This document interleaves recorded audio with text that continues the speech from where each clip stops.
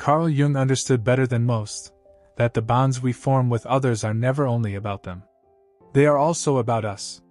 The attraction we feel, the dependence we cannot shake, the longing that remains even after someone has left our lives, all of it points inward as much as outward.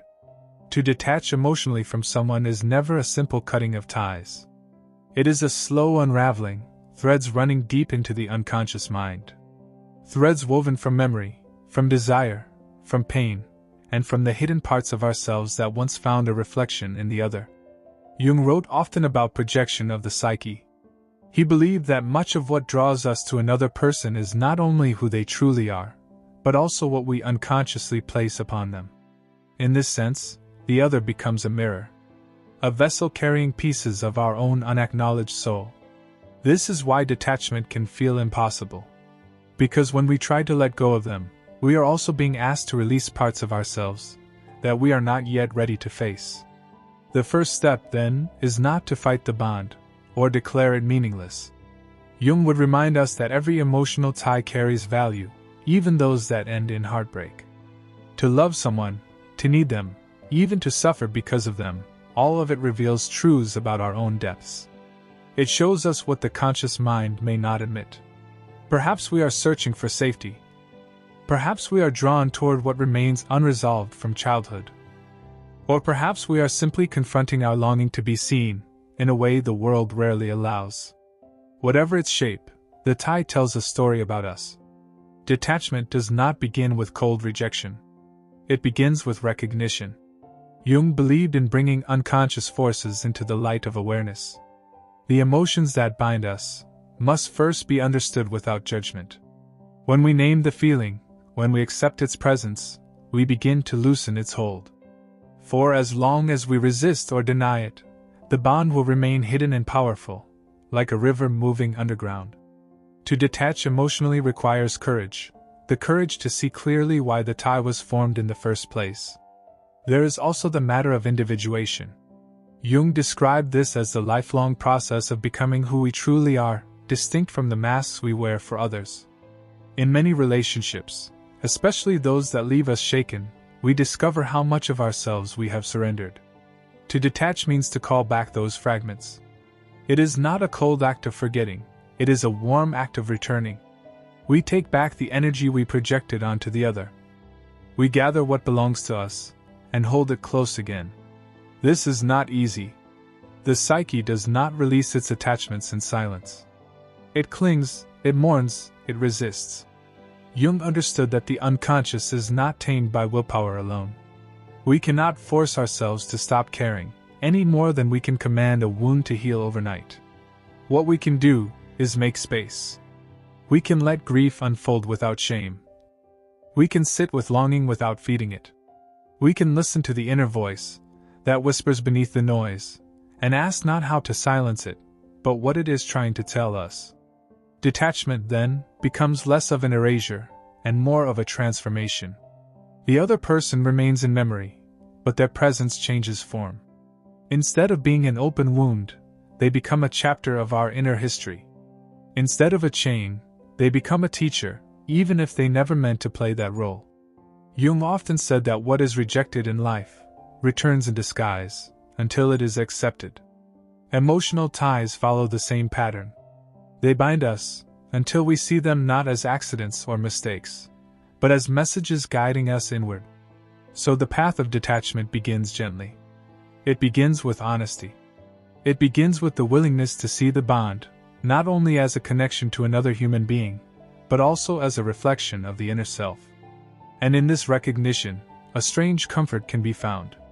Because even if the other person has gone, or cannot be reached, the part of ourselves we once sought in them is still here, waiting to be claimed. As Jung would insist, the true work of detachment does not take place on the surface of life. It unfolds in the deep layers of the psyche, where symbols and archetypes move unseen. When we are bound to someone emotionally, we often imagine that our suffering is about them alone. But the unconscious reveals otherwise. Beneath the pain lies an image, an ancient pattern of the soul seeking wholeness through another. We may call it love, or dependency, or obsession, but at its core, it is the psyche yearning to complete itself. This is why detachment can feel so brutal. We are not only losing a person, we are losing an image of completion that we had unconsciously projected onto them. The beloved became the answer to our incompleteness. They carried what Jung called the anima or the animus, the hidden opposite within us that longs to be realized. In their presence, we felt more alive, more whole, more awake. To detach means to pull this projection back. It is like withdrawing the sunlight we once cast upon them, and realizing that the source of that light was our own soul all along. The difficulty lies in the fact that we resist this withdrawal. The conscious mind cries out for the other person, while the unconscious insists that the missing pieces are ours to reclaim. It creates a tension, a painful stretching between desire and necessity. Jung taught that growth often emerges from such tension. It is in the unbearable space between holding on and letting go that transformation begins. We are invited to endure what feels unendurable, until the psyche reshapes itself around the absence. One of the deepest dangers is to confuse detachment with indifference. To detach is not to harden the heart, or to pretend the other meant nothing. That is repression, and repression only drives the attachment deeper into the shadows. True detachment requires love, but a different kind of love. It is a love that honors the connection for what it was, yet refuses to remain enslaved by it. It is a love that allows the other person to exist, without needing them to define our worth. This process is inseparable from grief. Jung often described grief as a necessary passage into new consciousness. The heart must break, for the psyche to grow. Each memory of the other, each pang of longing, each night of restlessness, is part of the soul reshaping itself. If we try to rush it or deny it, the wound only festers. But if we allow grief to have its time, the pain eventually softens into wisdom. We learn not only about the other person, but about ourselves, about our hunger for recognition, our fear of abandonment, our capacity for devotion. And here lies the paradox Jung returned to again and again. To detach emotionally is to reclaim what was ours, yet at the same time, it expands us.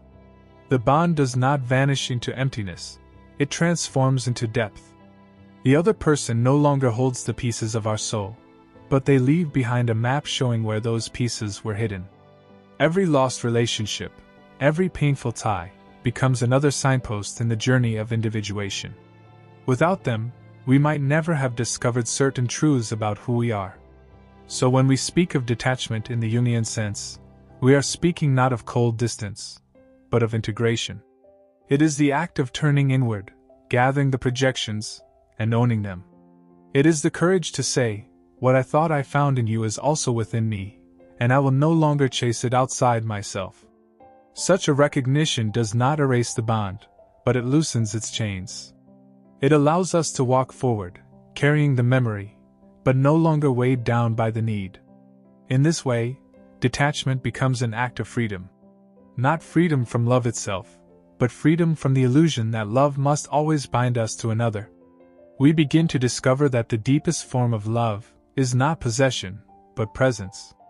It is the ability to hold someone in the heart, without clinging, without demanding, without losing the thread of our own becoming. And when this freedom arises, even the most painful attachment begins to release its grip, for the soul has finally recognized that it was never incomplete at all. Jung often reminded us that the psyche is not a machine to be controlled, but a living organism that grows and heals according to its own rhythms.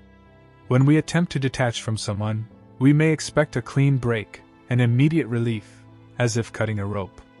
But the unconscious resists such abrupt severing. It does not obey the demands of the rational mind. It moves in symbols, in dreams, in quiet shifts that often go unnoticed until much later. Detachment therefore unfolds, not as a single decision, but as a gradual transformation, carried out in silence beneath the surface of our awareness. This is why dreams become so important during times of separation. Jung paid close attention to the way figures of the beloved return in sleep, not to torment us, but to guide us. The unconscious speaks through images, and when we dream of the one we cannot let go of, it is often showing us what remains unresolved. Sometimes the dream reveals longing, sometimes anger, sometimes forgiveness that has not yet been given. These dreams are not obstacles to detachment, they are part of the process. Each dream is a fragment of the tie, being worked through in the depths, until the psyche has exhausted its hold. In waking life, the struggle often appears as a constant return of thought. The mind circles back again and again, to the person who is gone. It feels obsessive, yet Jung would say it is the psyche trying to digest what has happened. Just as the body cannot swallow a heavy meal in one bite, the soul cannot release a deep attachment in one motion. It must turn the memory over again and again, chewing it slowly, until it becomes something that can be absorbed into the self. This repetition, painful as it is a sign that the work is being done. There comes a point when the longing begins to change. At first it feels raw and urgent, a desperate reaching outward. But over time, it softens into reflection. The memories no longer burn, they begin to glow with a quieter light. This is the unconscious signaling that integration is taking place. The energy that was once projected onto the other is slowly being drawn back home. What was once an open wound begins to form scar tissue. Not to erase what happened, but to protect it, as part of the inner story. Jung believed that every encounter, especially those charged with deep emotion, has a purpose in the journey toward individuation. To detach from someone is not to erase them, but to understand the role they played in awakening us. Perhaps they carried the image of our hidden strength, or our neglected tenderness, or our unhealed pain. Once we see what was carried, we can release them with gratitude, even if their presence also brought suffering. For in the language of the psyche, suffering itself can be a teacher, a sharp hand guiding us toward the truths we most resist. The greatest shift comes when we begin to sense that the bond no longer defines us. We can still remember, we can still feel, but we are no longer bound. The energy once caught in longing becomes available for creation, for growth, for the pursuit of new meaning. Jung described this as a return of libido, not in the narrow sense of desire, but in the broader sense of life energy. What was once trapped in a single attachment is now free to flow into the larger work of becoming whole. And in this moment, we discover that detachment is not abandonment. It is not the act of pushing away, but the act of letting the other person rest in memory, without clinging. We carry them, not as a weight, but as part of the mosaic of our lives. They become a symbol within us, rather than a presence outside us. This transformation is subtle, yet profound. It shifts the center of gravity, from them back to ourselves.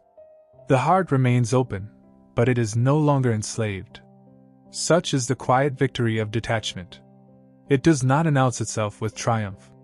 It arrives almost unnoticed, one day, when we realize that the thought of them no longer pulls us under. We can breathe freely again.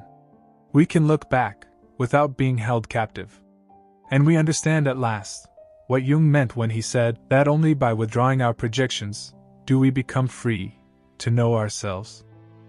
There is a moment in every journey of detachment when silence begins to speak more clearly than words. The storm of emotion subsides, the endless rehearsing of memory grows quieter, and what remains is a stillness that feels at once foreign and familiar. Jung would call this the beginning of integration. The psyche has taken back what it once cast upon another, and in the process, a new center of balance emerges. This does not mean that longing has vanished completely, it means the longing no longer controls the rhythm of life. At this stage, detachment reveals itself less in dramatic realizations, and more in subtle shifts of being. We notice that the world around us begins to open again. Colors return to their brightness, sounds regain their depth. Ordinary days no longer feel like burdens to be endured. The energy once absorbed in clinging to the image of another has begun to flow back into life itself. Jung insisted that psychic energy is never lost, it only changes direction. When released from attachment, it does not vanish, it transforms into new creativity, new clarity, new capacity to engage with the world. The danger here is to confuse this stage with indifference or repression. Indifference is a refusal to feel. Repression is a burying of what has not been faced. Integration is different. It allows us to remember, without being consumed. It allows us to feel gratitude, even for pain. It allows us to look at the figure of the other in memory, and see them as human, no longer as a savior, no longer as a wound. This shift is quiet, but profound, for it marks the return of wholeness. In Jungian terms, this is the retrieval of the projection. The anima or animus, once placed upon the beloved, is now drawn back into the self. The qualities we adored, or the wounds we repeated, are recognized as our own. This recognition is not abstract, it changes the very way we live.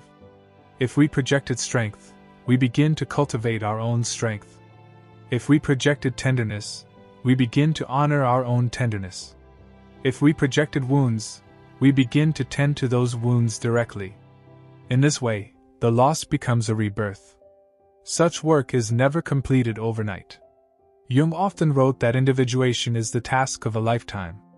Detachment is not the end of relationship, but part of that larger unfolding. Each bond, whether joyful or painful, becomes a thread in the tapestry of becoming. To detach is to weave that thread back into the fabric of the self. We do not cut it away, we place it where it belongs. And what arises from this process is a new relationship to love itself. No longer is love experienced as a desperate reaching for completion in another. It becomes instead an act of recognition, of wholeness in both self and other. To love without clinging, to care without consuming, to honor without enslaving, this is the transformation that Jung pointed toward. In detachment we learn that love and freedom are not opposites, but companions. The soul that has detached carries no bitterness, because it no longer demands. It carries no desperation, because it no longer seeks what is already within. Instead, it carries a quiet strength, and a tenderness that does not depend on possession. This is perhaps the most difficult truth of all, that what we believed we could only find in the presence of another, has always lived in the depth of our own being. When this realization takes root, detachment is complete. The other remains as memory, as symbol, as part of our history, but they no longer hold our soul hostage. We have taken back what was ours, and in doing so, we have gained not only freedom, but a deeper capacity for love. For to love from wholeness is to love without fear of loss. It is to give freely, because nothing essential can ever be taken away. The final stage of detachment is not about forgetting, and it is not about erasing the past. It is about carrying the past differently. Jung believed that nothing in the psyche is wasted. Every bond, every wound, every longing, becomes part of the great pattern of the soul. To detach fully is to find peace with this pattern, to accept that the other person was not an accident, but a necessary figure in our unfolding.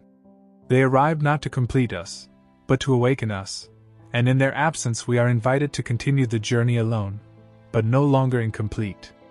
When detachment ripens into its last form, it brings with it a sense of stillness that does not depend on circumstance.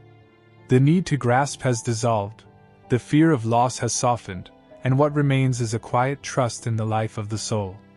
Jung often wrote of individuation as a movement toward the self, that larger totality which transcends the ego. In this larger view every attachment, every grief, every release, is seen as part of a greater wholeness. Detachment is not a rejection of love, but an alignment with that wholeness. In this state, memory is no longer a chain. It becomes a gentle presence that can be visited without being consumed. We may recall the voice, the gestures, the moments once shared, but they no longer pierce the heart with the same sharpness. Instead, they rest like stones at the bottom of a clear river, visible, but no longer obstructing the flow. The river moves forward, the stones remain, but they are part of its shape, not its prison. This final freedom does not arrive with celebration. It arrives quietly, in the way we wake up one morning and realize we have not thought of them in days. It arrives in the way we meet someone new without comparing them to the past. It arrives in the way we can stand alone, and not feel abandoned. It arrives in the way we can love again, without fear of chains. This is the soul at peace with its own rhythm. And from this peace grows a deeper understanding of love itself. We see that attachment in its painful form was never love at all, but a projection of our unmet needs. True love begins only when detachment has been achieved. For only then can we meet another as they are, without demanding that they carry what we have not claimed in ourselves. Only then can love be free, and not a disguised form of hunger. Only then can it be a gift, rather than a bargain. Jung's great insight was that every tie we form is a mirror. To detach is not to break the mirror, but to realize that the reflection was always our own. Once we accept this, the power of the bond dissolves. We carry its lesson forward, but we no longer chase its image. We become whole not by holding on to another, but by embracing what has always lived within. So in the end, emotional detachment is not coldness, it is clarity. It is not the denial of love, it is the purification of love. It is the movement from projection to recognition, from need to freedom, from dependence to presence. It is the transformation of pain into wisdom, of loss into strength. And when we reach this point, we no longer ask how to let go, because letting go has already happened, in the natural rhythm of becoming. This is the gift of Jung's vision, that even in our deepest heartbreaks, there lies an invitation to wholeness. That the bonds which once felt like chains can become the very paths that lead us inward. And that detachment, far from being emptiness, is the gateway to a richer, more expansive love, a love rooted not in need but in freedom, not in fear, but in truth. And so we come to the end of this reflection on Jung and the path of emotional detachment. It is a path many of us are forced to walk, not by choice, but by circumstance. It begins in pain, in longing, in the desperate grip of the heart that does not want to release what it believes it cannot live without. Yet slowly, through grief, through silence, through patience, the bond transforms. What once seemed like a chain becomes a teacher. What once felt like loss becomes a kind of return to the self. Jung gave us a way to see this journey, not as failure, but as meaning. He reminded us that every tie, whether fleeting or lifelong, carries pieces of our own unconscious. To love someone deeply is to hand them the keys to hidden chambers within us. And when they are gone, the doors do not close again. Instead, they stand open, calling us inward, to discover what we once believed could only exist in the presence of another. Detachment in this sense is not the end of love, but the unfolding of it. It is love purified, of need, of hunger, of fear. It is love that no longer asks for possession, but simply allows both self and other to exist freely. To detach is to recognize that we do not lose the essence of what we have given or received. The tenderness remains, the lessons remain, the growth remains. What is gone is only the illusion that our wholeness depended on someone outside ourselves. When we accept this, something extraordinary happens. The heart no longer closes, it opens wider. Freed from the desperation of clinging, it can give without trembling, it can care without demanding, it can love without chains. This is the paradox Jung understood so deeply, that letting go does not empty us, but makes us vast. For when we reclaim the projections we once placed on others, we realize that the beauty, the strength, the tenderness we sought, was always ours to begin with. This is why detachment is not cold, it is compassionate. It does not deny feeling, it deepens it. It does not erase memory, it honors it. It does not turn the other into a stranger, it simply allows them to return to their rightful place, as part of our story, but no longer the center of it. And from that place, we continue forward, lighter, freer, more attuned to the rhythm of our own becoming. So if you find yourself in the midst of letting go, remember this path is not about forcing the heart into silence. It is about listening to what the heart is truly asking for. Beneath the longing lies a call to return to yourself. Beneath the pain lies the possibility of transformation. Each tear, each restless night, each remembered moment is part of the soul's way of healing. Trust this process. Trust that what feels like breaking is also a kind of opening. And in time, you will look back and see that what once felt unbearable became the very ground on which you stood, stronger and more whole. You will see that the person you thought you could never release has in fact given you a gift far greater than their presence. They have given you the chance to meet yourself more deeply than ever before. This is the quiet promise at the heart of Jung's vision, that nothing is wasted, not even heartbreak. That every bond, every loss, every letting go, carries within it the seeds of a fuller life. And that detachment, far from being emptiness, is a doorway into a love that is wider, freer, and truer than anything we have known before. So let us walk away from this reflection, not with heaviness, but with gratitude. Gratitude for the ties that shaped us, for the pain that taught us, for the freedom that awaits us. Gratitude for the chance to return, always, to the center of our own being, where love is not lost, but reborn. And may we carry this truth gently in our hearts. That to let go is not to lose. To let go is to find.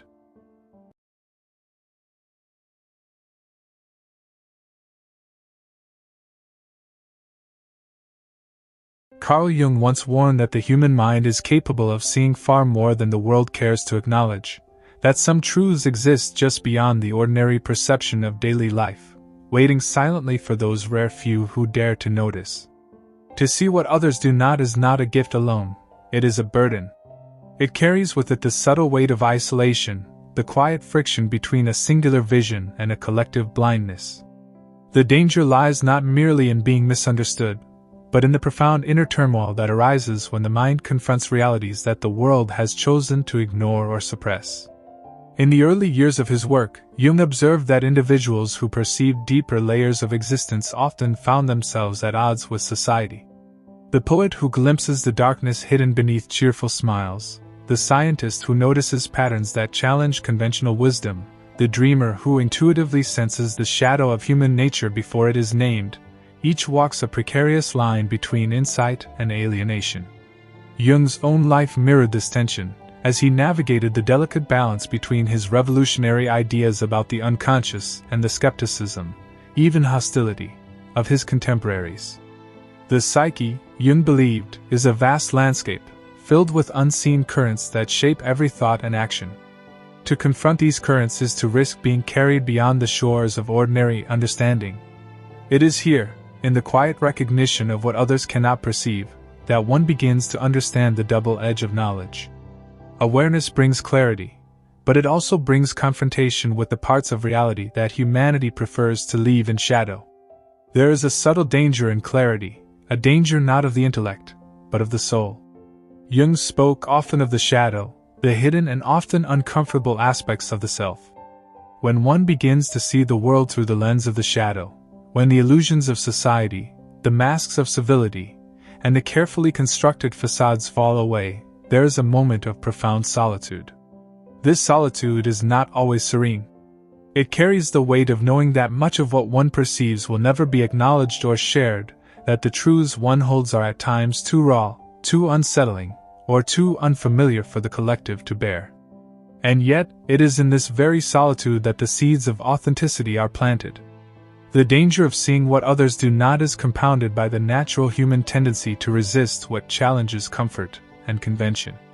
Jung observed that societies, like individuals, often recoil from what they cannot immediately integrate or explain. The visionary becomes a mirror reflecting the unacknowledged fears, prejudices, and blind spots of the culture around them. To bear this reflection without succumbing to despair requires a kind of inner courage that is both rare and necessary. It demands a willingness to exist in a liminal space, between insight and isolation, between the known and the unknowable. Yet the risk is inseparable from the reward. For those who endure this tension, who navigate the shadows of perception without losing themselves, there is a profound depth of understanding that eludes the ordinary gaze. The capacity to witness what others overlook does not only illuminate the outer world, but also reveals the hidden territories of the self. Jung believed that by confronting the unseen and unspoken, by engaging with the shadow without fear or judgment, one begins to cultivate an inner wisdom that is resilient, compassionate, and deeply humane. Even in his writings, Jung cautioned against the temptation of intellectual pride. To see what others do not is not a claim of superiority, but a call to responsibility. There is an ethical dimension to perception, a moral weight that accompanies the awareness of what is hidden, suppressed, or denied. To witness suffering that others ignore, to recognize patterns of destruction that others dismiss, or to sense the currents of human cruelty that are quietly tolerated is to carry a burden that cannot be lightly abandoned. The danger is not simply external. It resides within, in the struggle to remain grounded, compassionate, and sane in a world that resists the uncomfortable truths of deeper perception.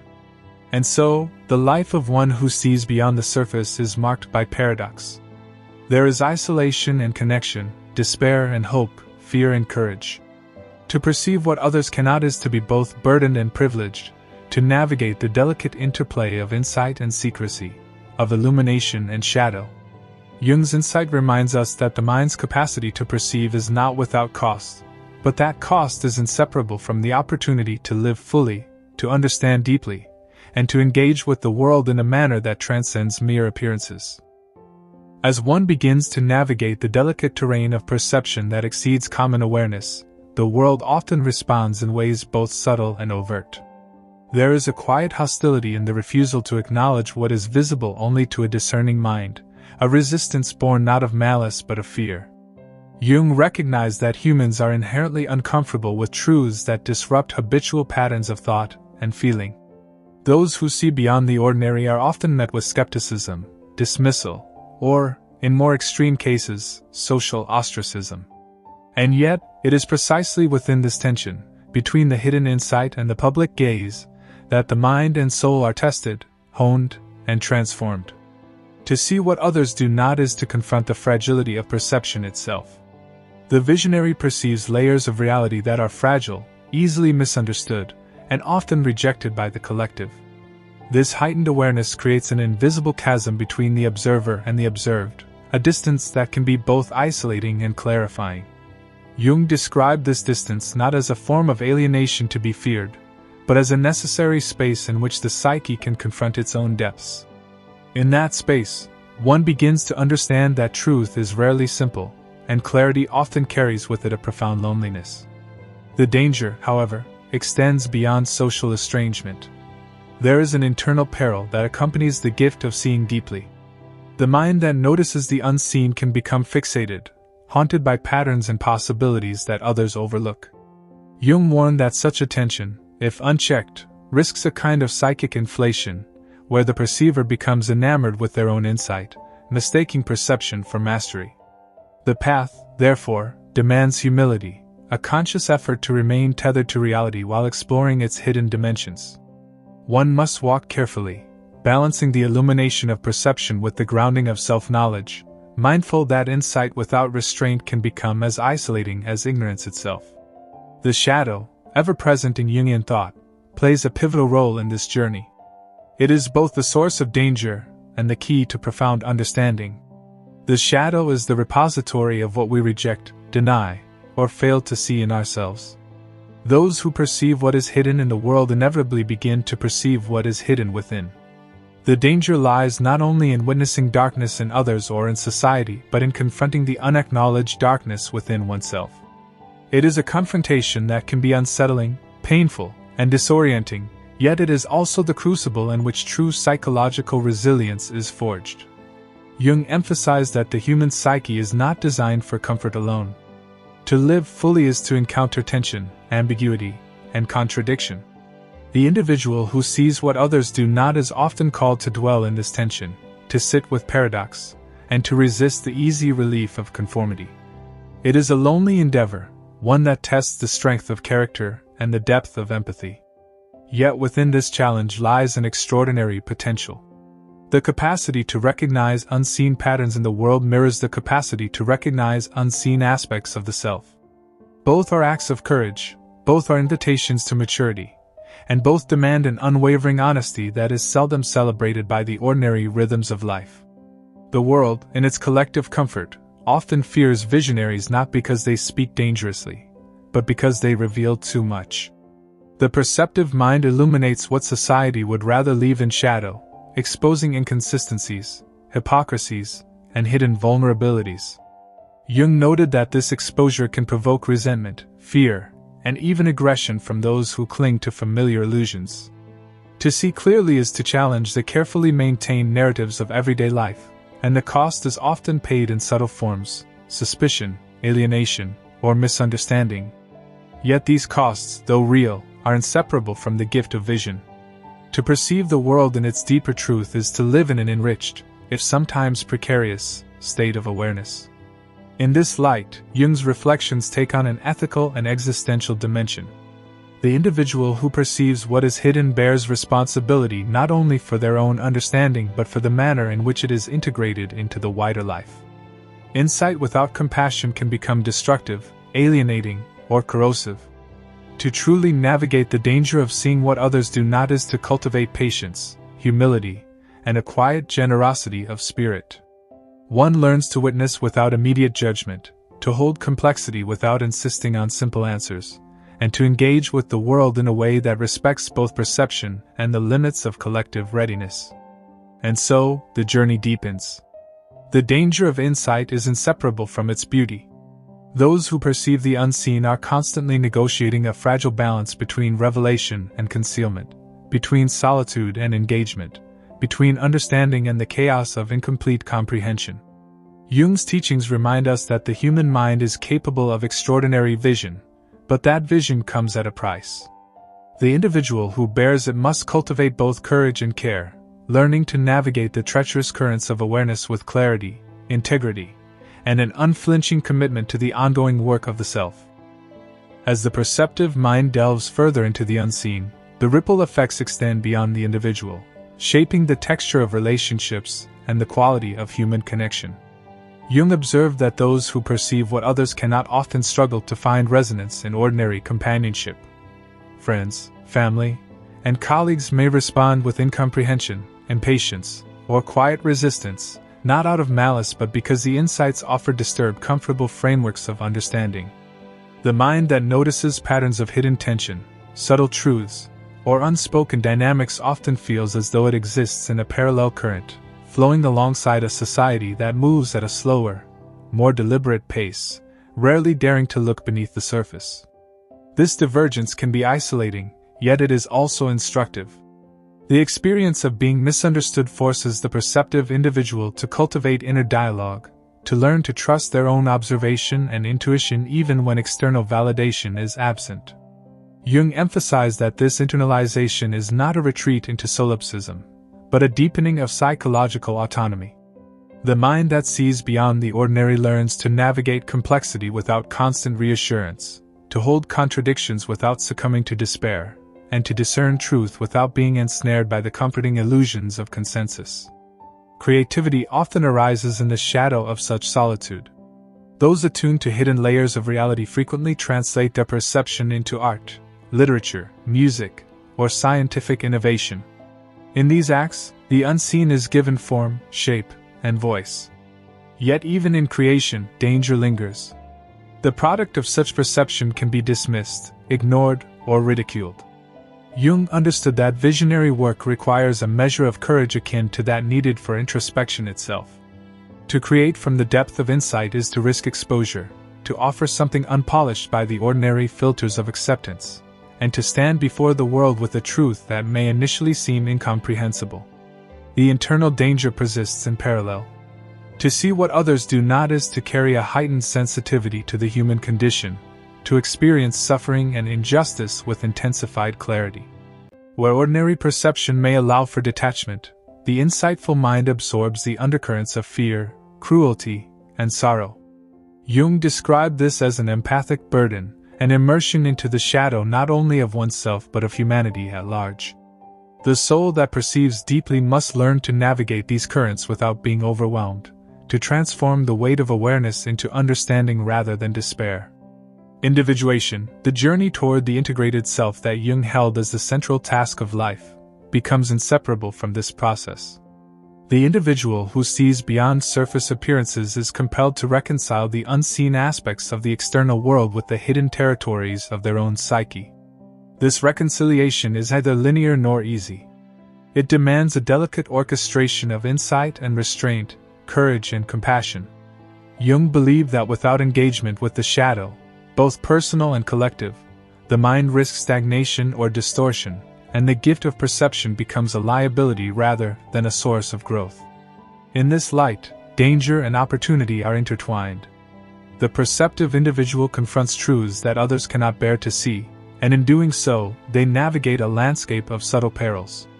There is the risk of isolation, the risk of misinterpretation, and the risk of internal turbulence. Yet in facing these challenges, one discovers the extraordinary capacity of the human mind to integrate complexity, to witness suffering without becoming consumed, and to translate insight into action, understanding, or creation. Jung's insight illuminates the profound paradox of human perception. The very truths that isolate us can also connect us more deeply to reality, to others, and ultimately to ourselves. Even relationships, when approached with awareness, take on a new dimension.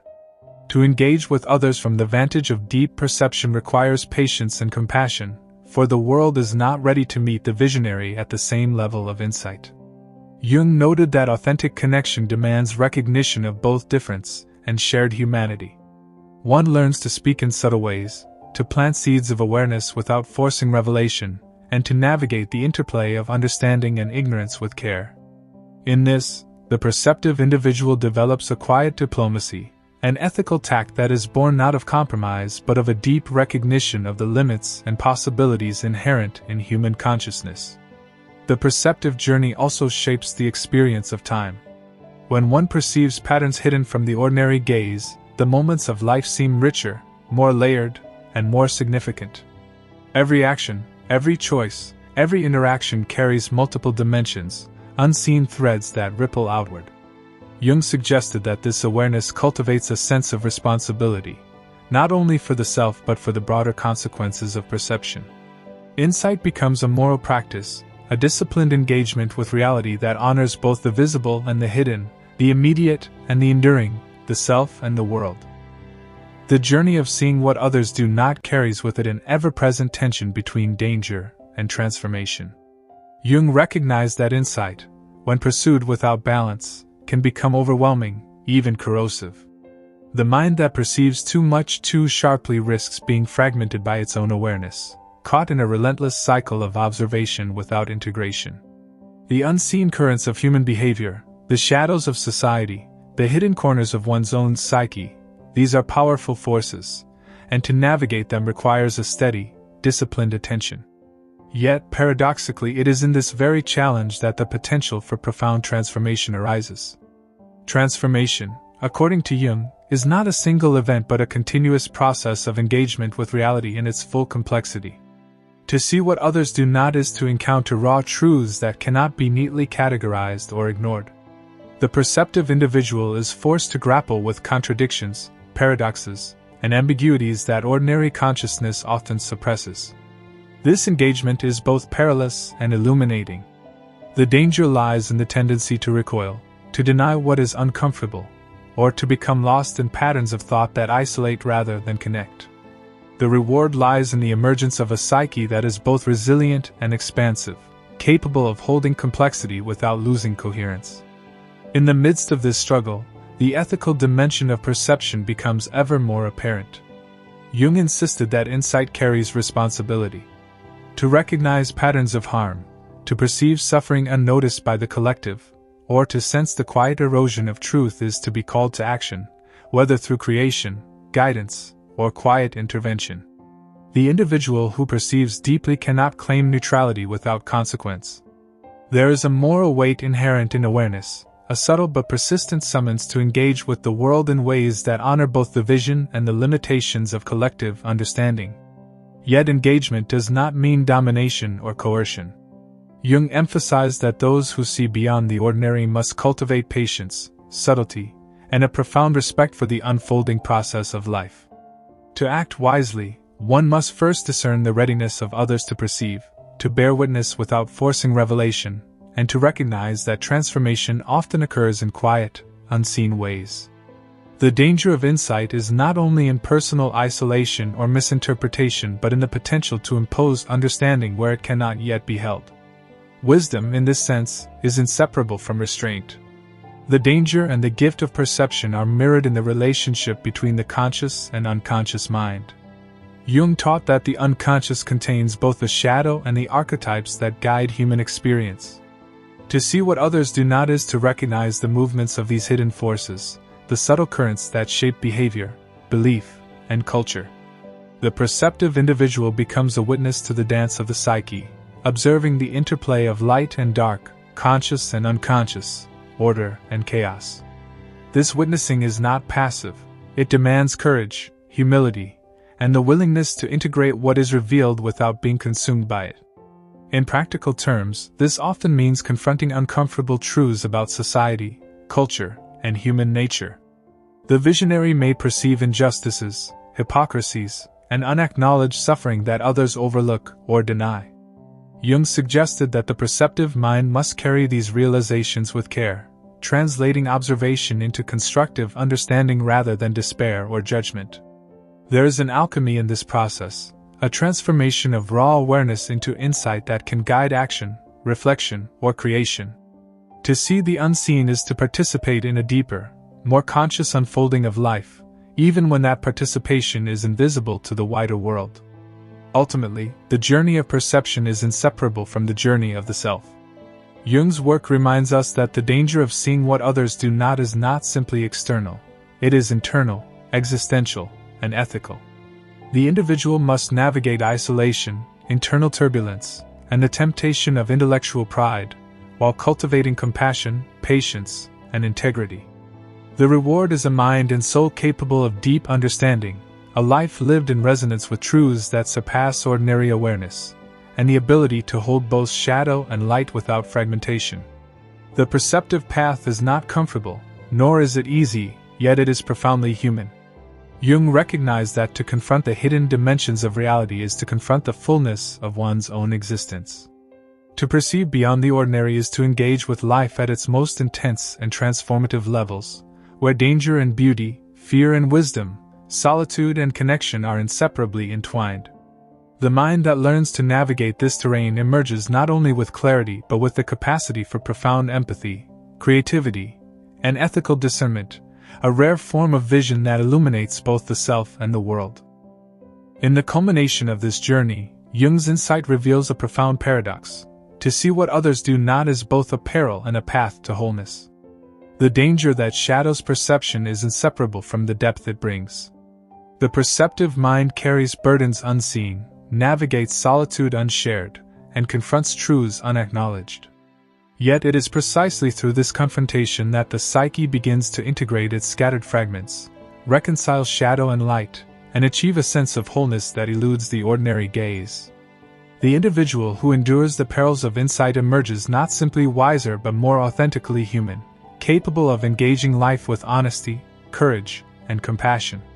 This journey of perception transforms the relationship between the self and the world in ways that are often subtle, almost invisible. Jung suggested that the perceptive individual begins to perceive layers of human interaction, subtle currents of intention, and patterns of behavior that remain hidden to the casual observer. In personal relationships, this can create both beauty and tension. There is an intuitive attunement to the emotions, motivations, and unspoken truths of others, yet simultaneously, a recognition that not everyone is ready to meet such insight. The perceptive individual learns to communicate gently, to plant seeds of awareness without forcing revelation, and to honor the readiness of those around them. This delicate navigation becomes a moral art in itself, an ethical practice born from deep perception. The creative potential of such vision is immense.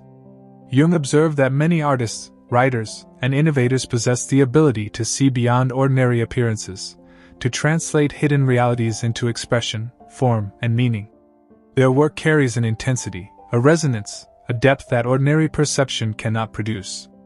Yet the very same gift that fuels creativity also brings vulnerability. To perceive hidden truths often means witnessing suffering, injustice, or the subtle decay of social and moral structures. The artist or thinker who translates these insights into creation risks misunderstanding, rejection, or even hostility from a world unprepared to confront these truths. Here again, danger and possibility are inseparable, intertwined in the fragile, luminous fabric of consciousness. Jung emphasized that the internal dimension of danger is equally profound. The perceptive mind constantly encounters the shadow, the unacknowledged aspects of oneself and of humanity. To integrate this shadow is neither simple nor comfortable. It demands courage to face discomfort, humility to accept one's own complicity in unseen patterns, and patience to allow understanding to unfold gradually. The process can be destabilizing, as the mind and soul are confronted with contradictions and paradoxes that resist immediate resolution. Yet it is precisely through this process that individuation, the emergence of a fully realized self, takes shape. The individual learns to hold complexity without fracturing, to bear the weight of insight without succumbing to despair, and to cultivate resilience in the face of uncertainty. In the broader social context, the perceptive individual occupies a delicate position. To see what others cannot is to hold a mirror to society, exposing unspoken fears, hidden prejudices, and overlooked consequences of collective choices. This awareness carries ethical responsibility. Jung believed that insight is never neutral, it demands conscious engagement. The challenge is to witness and understand without imposing, to act when possible with compassion and discernment, and to recognize that transformation in others is often subtle and gradual. The perceptive individual learns to navigate this ethical landscape, balancing the weight of awareness with the humility required to honor the limits of collective readiness. Time itself becomes textured for those who see beyond ordinary perception. Moments are no longer isolated events but nodes in a network of cause and effect, meaning and consequence. Small actions are imbued with significance, relationships carry layered resonance, and the unseen currents of life become a constant, quiet presence in consciousness. Jung suggested that this awareness cultivates both responsibility and empathy. One perceives not only the hidden realities of others but also the consequences of one's own choices, the subtle ways that actions ripple outward into unseen dimensions of life. Insight becomes a practice, a continuous attention to reality in its fullness, a careful stewardship of both self and world. In the final reckoning, the journey of perception is inseparable from transformation. To see what others do not is to inhabit a liminal space, where danger and beauty, solitude and connection, despair and hope coexist. The perceptive individual learns that insight is a living, breathing process, a dialogue between self, shadow, and society. Jung's teachings remind us that human consciousness is forged in tension, refined through confrontation with the unseen, and elevated by courage and care. The gifts of perception, empathy, creativity, wisdom, and ethical discernment emerge not in ease but in the disciplined navigation of danger, the patient engagement with complexity, and the humble acceptance of the limits of understanding. Ultimately, the danger of seeing what others do not is inseparable from the possibility of profound wisdom. Jung's vision offers a pathway for those willing to undertake it, a path where the burdens of awareness are inseparable from the gifts they bring, where solitude becomes clarity, and where the interplay of shadow and light cultivates a depth of understanding unattainable through ordinary perception. To see beyond the ordinary is to encounter life fully, to hold its contradictions without losing oneself, and to emerge capable of genuine connection, insight, and ethical action. It is a path of courage, responsibility, and transformation, a path that illuminates the mind, nourishes the soul, and allows the human spirit to meet the hidden currents of existence with grace, awareness, and integrity.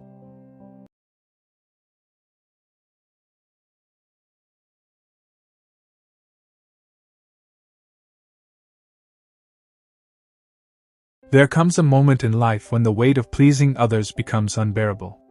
For years you may live under the quiet rule of expectations. Parents want one thing. Teachers demand another. Friends pull you in different directions. Society whispers endlessly about success, respect, and the image you are supposed to project. And slowly, almost without noticing, you begin to disappear beneath it all. Carl Jung understood this disappearance as one of the greatest dangers to the human soul. He wrote that the most tragic fate is not failure or rejection but the slow erosion of the self until you are no longer living your own life at all. You become a mask. In public you smile. You achieve. You play roles that others celebrate. Yet deep inside you sense the truth. The person you were meant to be lies hidden, neglected, waiting. Choosing yourself is not the same as selfishness. It is not an act of arrogance. It is the opposite. It is the courage to honor what Jung called individuation, the long and often painful process of becoming who you truly are. For Jung, every person carries within them a seed of unique potential. But that seed does not grow on its own. It requires attention. It requires the decision to turn away from the noise of the crowd and listen instead to the quiet voice inside. This is why the moment you finally choose yourself feels both terrifying and liberating. It is terrifying because it means letting go of approval. The applause of others cannot guide you anymore. You must risk their misunderstanding, their criticism, even their distance. It is liberating because for the first time you step into the sunlight of your own truth. The shadow of imitation fades, and you begin to breathe as yourself. Jung often warned that neglecting the self leads to bitterness. When you betray your inner life for too long, you grow restless and resentful. You may project that anger outward, blaming others for your unhappiness. Or you may turn it inward, collapsing into depression or numbness. Either way, life begins to feel hollow. The outer achievements that once gave you pride lose their meaning. Wealth, recognition, even relationships seem strangely empty when they are built on the abandonment of your own path. To choose yourself is to interrupt this cycle. It is to say no to the patterns that suffocate your spirit. You begin to notice when you are acting only for validation. You sense when you are speaking words that do not belong to you. Slowly, carefully, you remove the layers of performance. What remains is something fragile yet undeniable. It is the essence of you. This choice often begins in silence. A restless night when you lie awake staring at the ceiling. A moment of exhaustion when you realize you cannot keep living this way. A sudden recognition, maybe while walking alone, that you are not truly alive in the life you have built. Jung believed these moments were not accidents. They are signals from the unconscious, knocking on the door of awareness, urging you to reclaim what has been lost. At first, the act of choosing yourself can look small. You say no to a demand that once controlled you. You express an opinion you used to hide. You allow yourself a dream you once buried. Yet with each step, the old mask begins to crack. The false self weakens. And behind it, the original self begins to breathe. It is not an easy journey. To choose yourself is to confront the parts of your life that no longer belong to you. Careers built on expectation. Friendships maintained out of fear. Even the roles within family that feel like cages. Jung taught that growth requires sacrifice. What is false must be allowed to fall away, even when it hurts. But what rises in its place is something no one can give you and no one can take away. It is the power of living your own life, fully and without apology. That is why this turning point matters so deeply. It is not just about freedom. It is about wholeness. Until you choose yourself, you are divided. One part of you obeys the world. Another part suffers in silence. But when you choose yourself, those parts begin to unite. The inner life and the outer life start to move together. You are no longer split between what you feel and what you do. You become one. And in that unity lies a quiet strength. You may still face obstacles. You may still endure loss and rejection. But these no longer feel like threats to your existence. They become challenges that refine you. Because when you are rooted in your own truth, nothing outside can destroy you. This is only the beginning of what Jung meant by choosing yourself. It is the threshold, the first step into a new kind of life where the soul is no longer hidden in shadow. It is the moment when you stop betraying your own heart and begin, at last, to live from it. The moment you step across that threshold, when you finally choose yourself, life begins to rearrange itself around you. Not instantly, not without pain, but in ways that reveal both the cost and the beauty of individuation. Jung often described the process as a confrontation with the shadow, the hidden parts of yourself that you have denied or buried for the sake of acceptance. To honor your true self is to turn toward those shadows and bring them into the light. At first, the shadow can be frightening. It holds the anger you suppressed, the desires you silenced, the grief you never allowed yourself to feel. Choosing yourself means you can no longer pretend those parts do not exist. They rise to the surface, demanding recognition. This is why the early stages of individuation are often marked by turbulence. Relationships strain. Old certainties collapse. You may feel lost, as if you are dismantling the very structure of your life. Yet Jung taught that this dismantling is necessary. Only by facing the shadow can you integrate it, and only through integration can you discover the full depth of your being. As this process unfolds, the false roles you once played begin to dissolve. Perhaps you were the perfect child, the reliable worker, the loyal friend who always gave more than they received. These roles brought you approval but also chains. Choosing yourself does not mean rejecting kindness or responsibility, but it does mean refusing to be defined entirely by what others expect of you. In letting go of those roles, you create space for something more authentic to emerge. That authenticity is not always gentle. Sometimes it comes with sharp edges. You may find yourself speaking truths that unsettle people. You may make decisions that others call reckless. But within those choices lies a deeper honesty. You are no longer tailoring your life to please an audience. You are beginning to live as the person you were always meant to be. And while this can invite conflict, it also attracts a different kind of connection, relationships grounded not in performance but in recognition of the real self. Jung believed that the psyche is always striving for balance. When you deny who you are, the psyche rebels. It pushes back through anxiety, through depression, through sudden crises that shatter the illusion of control. Many people mistake these crises as disasters. Jung saw them as opportunities. They are the soul's way of demanding that you stop betraying yourself.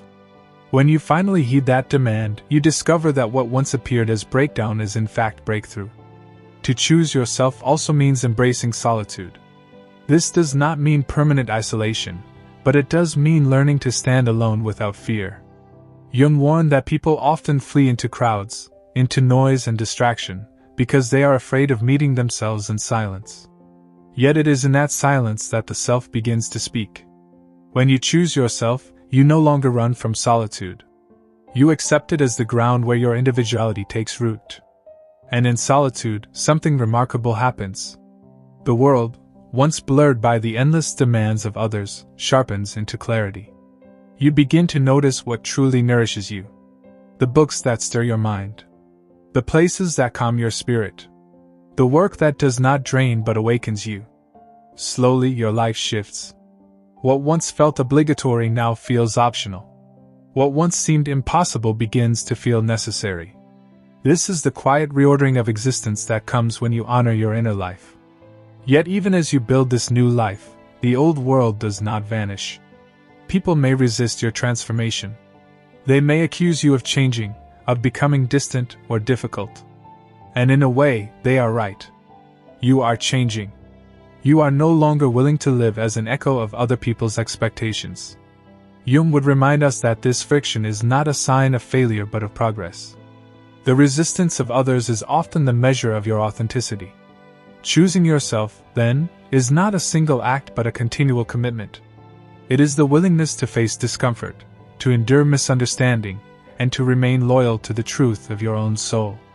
The path is demanding, yet the reward is profound. Because when you begin to live this way, you no longer chase life from the outside. You carry it within you. The source of meaning is no longer dependent on applause or permission. It flows from the depths of who you are. And with this, a quiet transformation begins.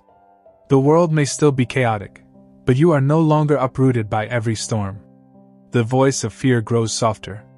The pull of conformity weakens.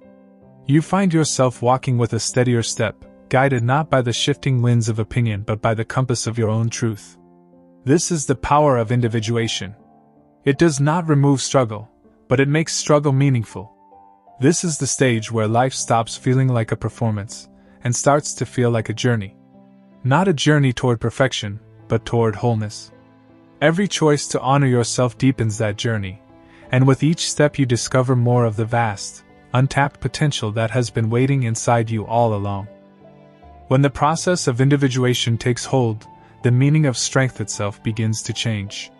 In the past, strength may have looked like endurance, the ability to bear expectations, to smile while carrying burdens that were never yours.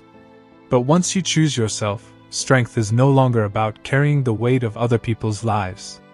It becomes the ability to live with honesty, even when that honesty costs you comfort. Carl Jung often spoke of the archetypes that live within us, ancient patterns of human experience that shape our inner world. Before choosing yourself, you may live almost entirely within one archetype, perhaps the obedient child, the caretaker, the achiever. These roles bring a sense of order but also a sense of limitation. When individuation begins, new archetypes rise. The rebel, the wanderer, the seeker of truth. This is not about rejecting who you were, but about realizing you are far more than the single mask you once wore. At first, this expansion can feel disorienting. If you have always been the reliable one, what does it mean to admit you also long for freedom? If you have always been the quiet one, what does it mean to discover a voice inside that demands to be heard? To choose yourself is to allow these hidden dimensions to come alive, and to integrate them rather than push them back into silence. Integration is the key. Jung warned that without integration, the newly discovered parts of the self can overwhelm you. A sudden eruption of anger may burn bridges. A flood of desire may lead to chaos. But with patience, these forces can be harnessed, not as enemies but as allies. Anger becomes the strength to set boundaries. Desire becomes the spark of creativity. Even grief, once unbearable, becomes a well of depth and compassion. Through this integration, the self grows more whole. You begin to sense an inner coherence, as if the scattered pieces of your life are slowly aligning. You no longer feel torn between the outer image and the inner truth. You are learning to carry both. The public face may still exist, but now it is transparent, no longer a disguise but a reflection of the real person within. This wholeness transforms the way you encounter the world. Instead of approaching life defensively, always worried about judgment, you begin to meet it with openness. Choices feel lighter because they come from alignment rather than fear. Failures no longer crush you, because they do not define you. Success no longer enslaves you, because it does not control your worth. In both triumph and loss, you remain connected to something deeper, something untouchable. Jung often used the image of the journey into the depths, the descent into the unconscious where treasures lie hidden beneath fear. To choose yourself is to walk into those depths willingly, to face the monsters of doubt, and emerge with the gold of self-knowledge. Many avoid this descent because it threatens the comfortable illusions of life. Yet those illusions eventually crumble on their own. The one who chooses themselves does not wait for collapse. They take the journey with courage, trusting that what they bring back will make them whole. Over time, this path shapes you into a presence that others can feel. Not because you are louder or more dominant, but because you are real. In a world filled with masks, authenticity carries a quiet power. People sense it in the way you speak, the way you act, the way you stand firm without needing to prove yourself. Some will be drawn to it, finding in you a mirror of their own hidden longing. Others will resist it, unsettled by the reminder that they too are wearing masks. But either way, you are no longer living for their reactions. You are simply being. This being is not passive. It is active, creative, alive. To choose yourself is to reclaim the energy that was once wasted on pleasing and pretending, and to direct it toward the work that matters to you. Art, writing, teaching, building, healing, whatever form it takes, it flows more freely now, because it arises from your essence rather than obligation. This is what Jung meant when he spoke of individuation as not only a personal journey but a gift to the collective. A person who has become whole radiates wholeness outward, offering others a glimpse of what is possible. And so the journey deepens. The more you honor yourself, the more you realize that choosing yourself is not a one-time decision. It is a daily practice. A constant realignment. Sometimes you will slip back into old patterns, wearing the mask out of habit. But now you notice it sooner. You feel the discomfort of betrayal more sharply. And each time, you return to yourself with greater resolve. This constancy builds a foundation of inner freedom. Life will still bring uncertainty. It will still bring loss. But these no longer feel like threats to your existence. They become part of the fabric of your story, challenges that shape rather than shatter you. To live in this way is to walk with a dignity that cannot be borrowed and cannot be taken away. As the journey deepens, something unexpected begins to reveal itself. Choosing yourself, which at first seemed like an act of separation, gradually becomes a bridge. You step away from the demands of others not to abandon connection, but to transform it. Jung believed that when the individual becomes whole, their relationships shift from dependency and performance to authenticity and depth. In other words, by becoming true to yourself, you create the possibility of being truly known by another. At first, this may not feel like harmony. Some bonds fall apart. People who are comfortable with the mask may not accept the person behind it. They may cling to the version of you that made them feel safe or powerful. To hold your ground in these moments requires immense courage. Yet Jung would say it is better to be rejected for your truth than loved for your disguise. For only when you live as yourself can you discover the kind of relationships that nourish rather than drain.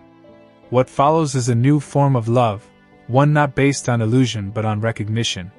When you are rooted in your own truth, you no longer seek another person to complete you, to fill the void of a silenced self. Instead, you meet them as a whole being. Love becomes not a contract of dependency but a dance between two individuated souls. It is less about possession and more about presence. And this applies not only to romantic love, but to friendship, family, even the way you relate to the world itself. With this wholeness comes a quieter compassion. You begin to see that most people are not malicious when they pressure others to conform. They too are trapped in masks, repeating the patterns society handed them. Choosing yourself does not harden you against them. It softens you. You recognize the struggle in their eyes, the unspoken longing to live freely. You may not be able to rescue them. Individuation is a path each must walk alone. But by living your truth, you become a kind of living reminder that freedom is possible. Jung often spoke of symbols as carriers of the unconscious. In dreams, in art, in sudden images that rise unbidden to the mind, the soul speaks in symbols.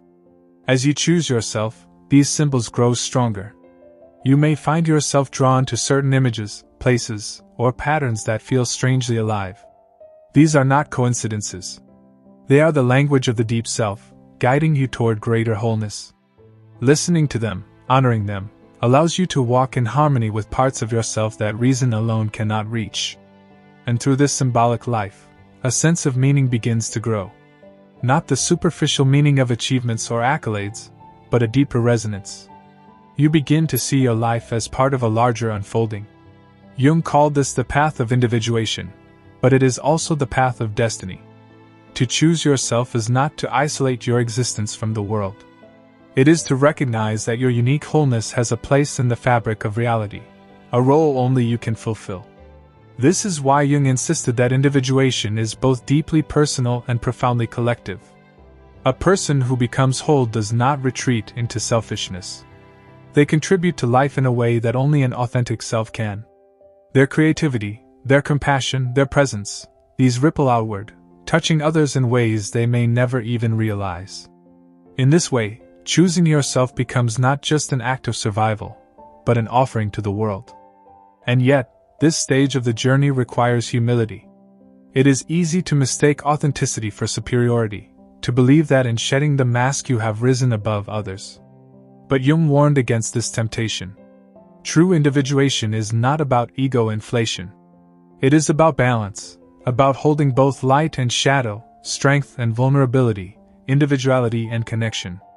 To choose yourself is not to proclaim yourself above the crowd, but to walk among others with integrity, knowing who you are without needing to diminish who they are.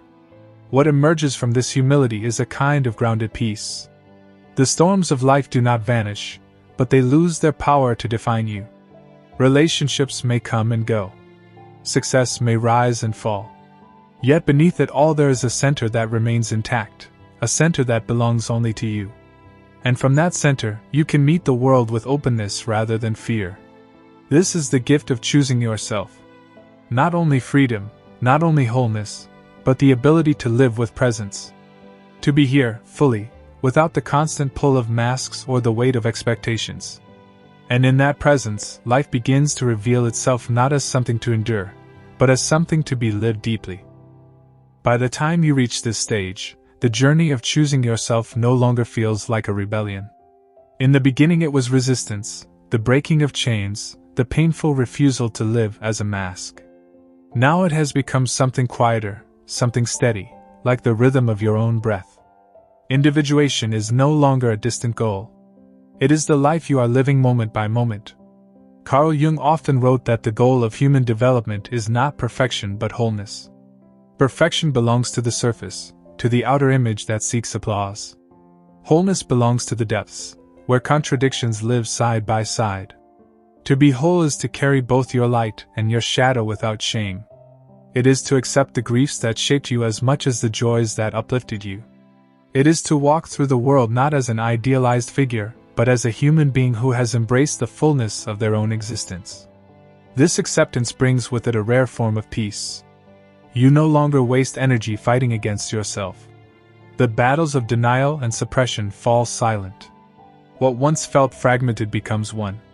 And in that unity, you discover a strength that cannot be shaken, because it is not built on illusion.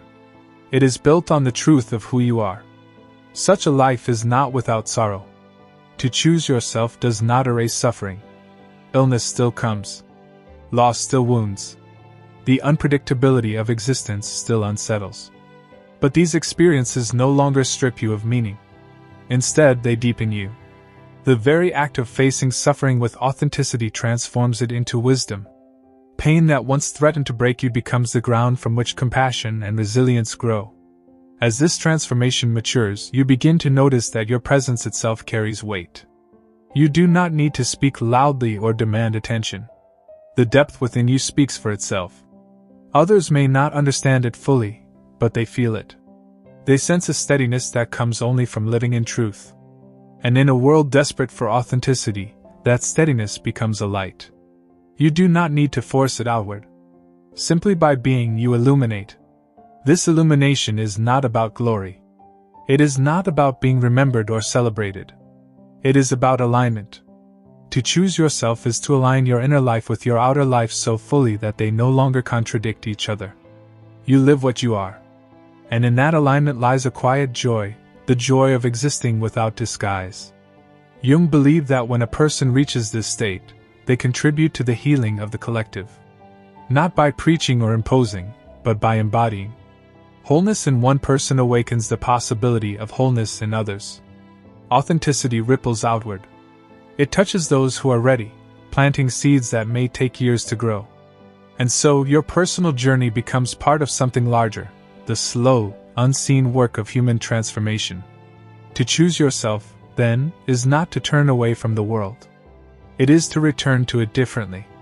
You engage not as a mask but as a being who has faced the shadow, embraced the contradictions, and emerged whole. This wholeness does not promise a perfect life, but it offers a real one. A life that is lived deeply, truthfully, and with an integrity that cannot be borrowed. And so the journey comes full circle. What began as the terrifying act of letting go of approval becomes the steady act of living as yourself. What began as loneliness becomes connection of a deeper kind. What began as struggle becomes meaning. To choose yourself above all else is not to abandon others. It is to discover that by living your own truth, you give the greatest gift you can, the presence of a life lived authentically, without apology, without disguise, without regret. This is what Jung meant when he spoke of individuation. Not a theory, not an ideal, but the lived reality of a soul that has finally come home to itself.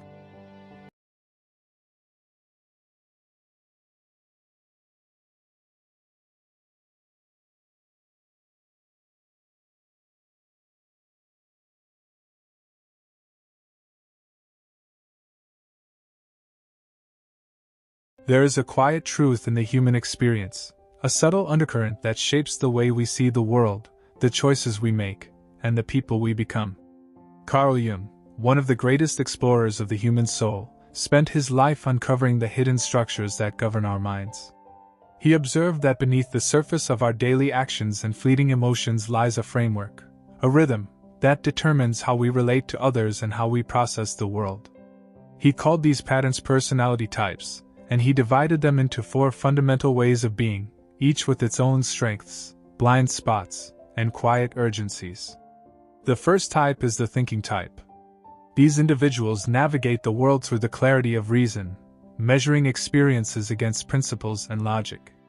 To them, truth is something to be discovered, not assumed. They seek order in chaos, patterns in randomness, and they carry a hunger for understanding that often isolates them from those who operate more on feeling or intuition. But this isolation is not a flaw. It is a mirror of their need for precision, for a deep alignment between their inner world and the outer reality. The thinking type can be cold to those who do not understand them, yet there is a profound loyalty to fairness and integrity beneath their apparent detachment. They move through life with a quiet insistence that everything matters, that every idea has weight, and that the mind is the path to both freedom and responsibility. Next is the feeling type. Unlike the thinkers, the feeling type experiences the world through values and empathy. Their compass is the heart, attuned to the subtleties of emotion and the delicate weave of human connection. To feel deeply is their necessity, and it guides them with an invisible hand through relationships and choices.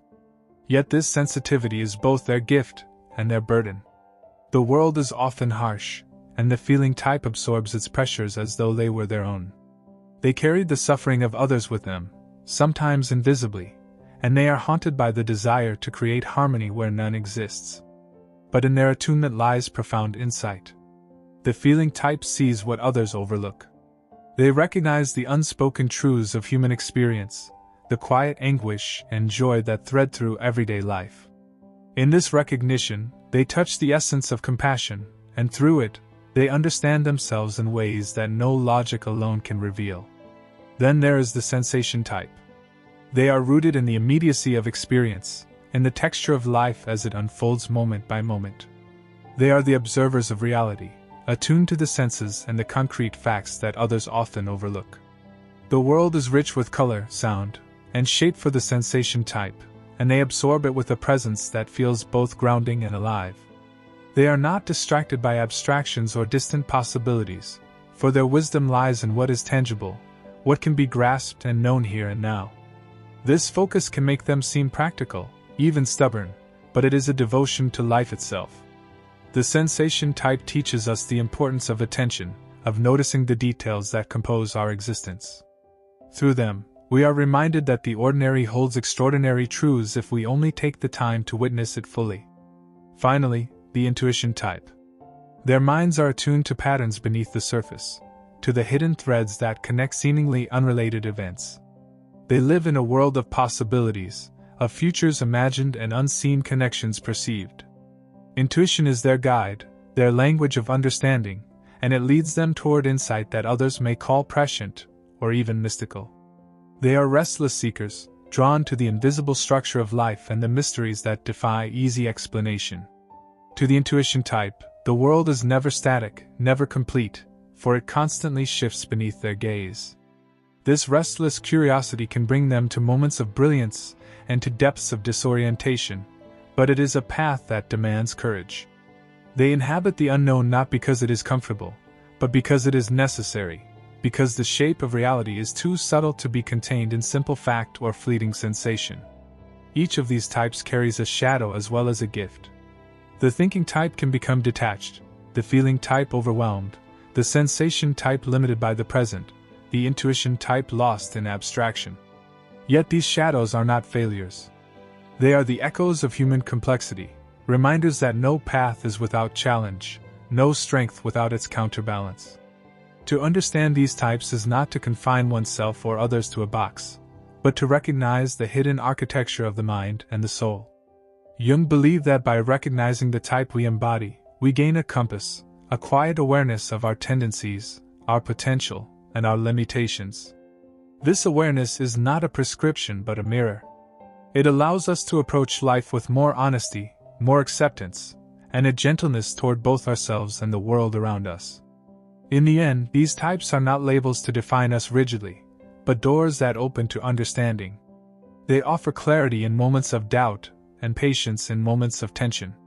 They illuminate why we feel isolated or connected, why certain experiences thrill us while others unsettle us.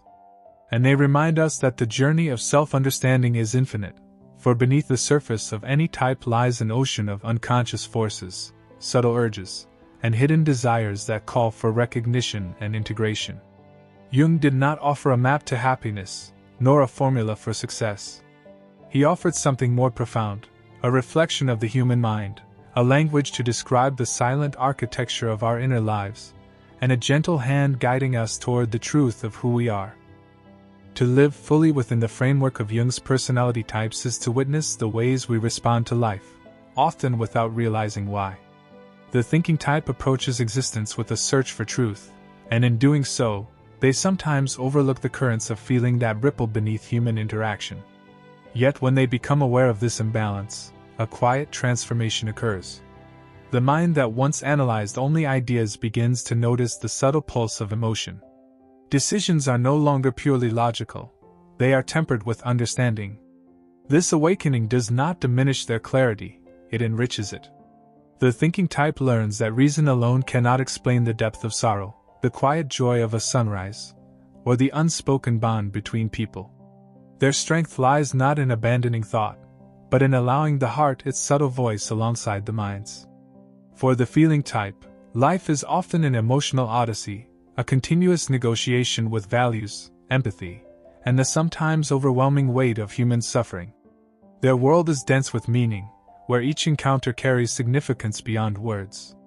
When they embrace the structure of their personality, they begin to recognize that their empathy is a gift that can be focused, rather than scattered. They learn to distinguish between the emotions that belong to them and the emotions they absorb from others. This understanding does not dampen their compassion, it sharpens it. They move through life with the awareness that feeling deeply is not a liability, but a lens through which the beauty and tragedy of the world are made vivid. Their challenge is to navigate without losing themselves, and in this navigation lies a profound resilience, a quiet courage born of conscious self-awareness. The sensation type experiences life through immediacy, through the texture of the present. They carry a fidelity to what is real, tangible, and knowable. Yet this devotion to the here and now can sometimes obscure the subtler currents that lie beyond perception. When the sensation type becomes conscious of their own depth, they discover a bridge between the world of fact and the world of meaning. They learn that presence is not merely observation, but engagement with life in a way that honors both reality and the unseen truths it contains. In this, they cultivate patience, noticing that life's rhythm extends beyond the moment they inhabit. Their power lies in grounding others, in reminding those swept into abstraction or emotion that life is experienced in concrete reality, and that each sensation carries a lesson if attended to fully. The intuition type inhabits a world of possibility, a space where the invisible threads of meaning are continuously discerned. They are the architects of insight, the seekers of patterns, and yet this constant search can become exhausting if untethered. When the intuition type becomes aware of their own tendencies, they find balance in the rhythm between vision and presence. They learn that insight is most potent when paired with action, that a vision without grounding can drift into confusion. In their awakening, the intuition type discovers the beauty of timing, of allowing ideas to unfold in life as naturally as the seasons change. Their gift is the ability to see beyond the immediate, to perceive what is emerging, and to guide others toward understanding that transcends the ordinary. Yet their true strength emerges only when insight is harmonized with patience, for the world cannot be rushed, and clarity often arrives in quiet moments of reflection. As these types begin to understand themselves, they inevitably encounter one another. The thinker meets the feeler, and together they navigate the delicate balance between logic and empathy. The sensation type grounds the intuitive, reminding them of the solidity of reality, while the intuitive inspires the sensation type to imagine beyond the immediate. Through these interactions, Jung's framework becomes more than a map of individual tendencies. It becomes a lens through which relationships, communities, and even societies can be understood. Each type carries a perspective that the others lack, and in the interplay of these perspectives, life gains depth, texture, and resonance. There is also a quiet moral dimension in recognizing these types. Understanding who we are is inseparable from understanding how we affect others. The thinker's insistence on truth can alienate, yet it can also illuminate. The feeler's compassion can be overwhelming, yet it can also heal. The sensation type's grounding can seem rigid, yet it can also stabilize. The intuitive's vision can feel unmoored, yet it can also inspire. By seeing these tendencies not as flaws but as natural inclinations, we cultivate tolerance, patience, and acceptance. We see that every human carries a blend of potential and limitation, that no one path is superior, and that the journey toward wholeness is uniquely our own. Jung's insight extends beyond mere categorization. It is an invitation to self-observation, a call to meet ourselves with honesty and without judgment. When we understand our type, we are no longer at the mercy of unconscious habits. We recognize our triggers, our patterns, and the ways in which we can grow. We begin to see the interplay between our natural inclinations and the forces of the world, and in this seeing, we gain freedom. Freedom is not the absence of challenge, but the presence of awareness, the ability to navigate life consciously, with integrity, and with a sense of profound curiosity about the self. In this way, Jung's 4 types are more than psychological constructs. They are guides for a deeper engagement with life, with ourselves, and with others. They remind us that our experiences, thoughts, and emotions are part of a larger pattern, a structure that can be observed, understood, and harmonized. And they remind us that the quest to know who we are is never complete, for the human psyche is a landscape as vast, intricate, and mysterious as the universe itself. Within each personality type lies a rich inner life, a landscape often unseen by the world but intimately familiar to the individual.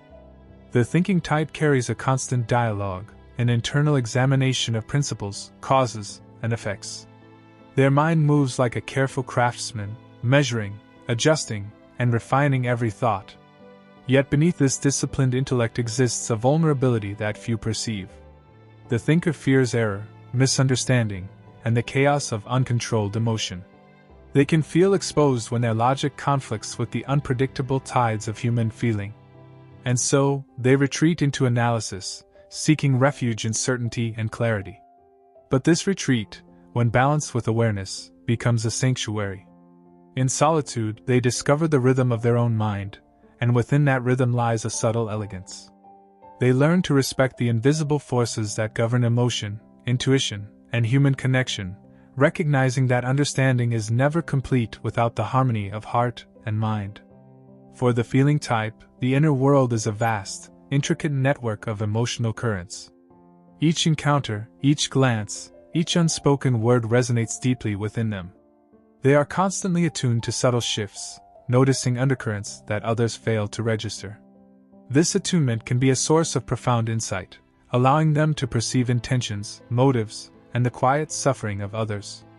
Yet it also carries risk. The feelings of the world can weigh heavily upon them, as if they alone are responsible for balancing the emotional scales. Awareness, in their case, is transformative.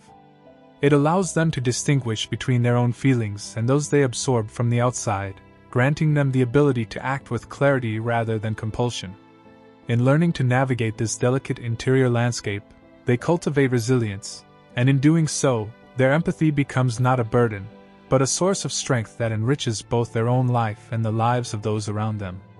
The sensation type inhabits the immediate world with a depth of attention that is both rare and grounding. Their awareness of texture, movement, and detail is astonishing, capturing the essence of reality in ways others often miss. Yet beneath this presence lies attention. The sensation type can be so devoted to what is tangible and known that the subtle, abstract currents of possibility feel distant, almost alien. Consciousness of this tendency opens a door. They begin to integrate the unseen with the seen, to notice that each moment is both fully real and a fragment of a larger unfolding pattern. In this integration, they discover a stability that is simultaneously practical and expansive. They learn that attention to detail need not limit imagination, and that grounding oneself in the present can coexist with vision for the future. Their gift is a rare combination of steadiness and vivid awareness, a way of being fully alive to life as it is, while quietly sensing life as it might be. The intuition type journeys through the unseen layers of reality, guided by a sense of possibility and an attunement to pattern. Their inner world is alive with visions, connections, and imagined futures that others struggle to grasp. Yet this abundance can create turbulence. The intuitive type may feel restless, as though the present is always insufficient, always incomplete, always a stepping stone to what could be. Awareness becomes a stabilizing force. By recognizing the patterns within themselves, they find a rhythm that allows insight to emerge without being swallowed by distraction. They learn that clarity is born not in constant pursuit, but in patience, reflection, and alignment with both imagination and lived experience. In this way, the intuitive type transforms restlessness into vision, the chaotic into coherence, and the unseen into a guiding presence within life. The interplay between these inner worlds is where the richness of Jung's insight becomes tangible.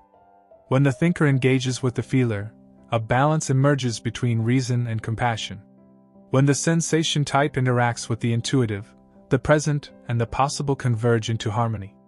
Each type carries lessons for the others, and in this meeting, a subtle education occurs. We are reminded that life is not meant to be navigated alone, and that understanding ourselves opens the door to understanding others. Awareness of type is not merely an intellectual exercise, it is a map for navigating relationships, for recognizing the invisible influences that shape interaction, for noticing the patterns in conflict and cooperation, and for cultivating a gentleness born of insight rather than habit. Shadow, in Jung's terms, is ever present. The thinker's rigidity, the feeler's overwhelm, the sensation type's limitation, and the intuitive's distraction are not failings but reflections of incomplete integration. They signal areas in which growth is possible, invitations to deeper self-knowledge. By meeting these shadows without judgment, by observing them as natural extensions of the psyche rather than flaws, each type can achieve a subtle harmony. The thinker learns to embrace vulnerability, the feeler learns to delineate emotional boundaries, the sensation type learns to trust imagination, and the intuitive learns to ground vision in reality. Through this process, the psyche becomes a symphony rather than a battleground, a field in which the full spectrum of human experience is recognized and honored. Ultimately, Jung's personality types are a mirror, revealing the profound architecture of our inner lives. They remind us that self-knowledge is not static, that the patterns we carry are both gifts and challenges, and that life's depth is discovered not in control or certainty, but in conscious engagement with the self and the world. To understand our type is to glimpse the machinery of our own mind, to recognize the invisible threads that guide behavior, perception, and emotion. And in this recognition lies a quiet liberation, a space in which we can move with greater awareness, empathy, and intentionality, embracing the fullness of who we are without the need for perfection or pretense. The recognition of personality types extends far beyond understanding ourselves. It profoundly shapes the way we move through the world and the way we relate to others. Life is, in many ways, a series of encounters, brief meetings that leave marks, long-term connections that define us, and subtle exchanges that ripple quietly yet deeply through our existence. When we see others through the lens of their personality type, we begin to notice the intentions, struggles, and gifts that underlie behavior. The thinker's precision, the feeler's empathy, the sensation type's attentiveness, and the intuitive's vision are no longer abstract labels. They become bridges. Through these bridges, misunderstanding softens, judgment diminishes, and connection deepens. Relationships are the field in which these types reveal themselves most vividly.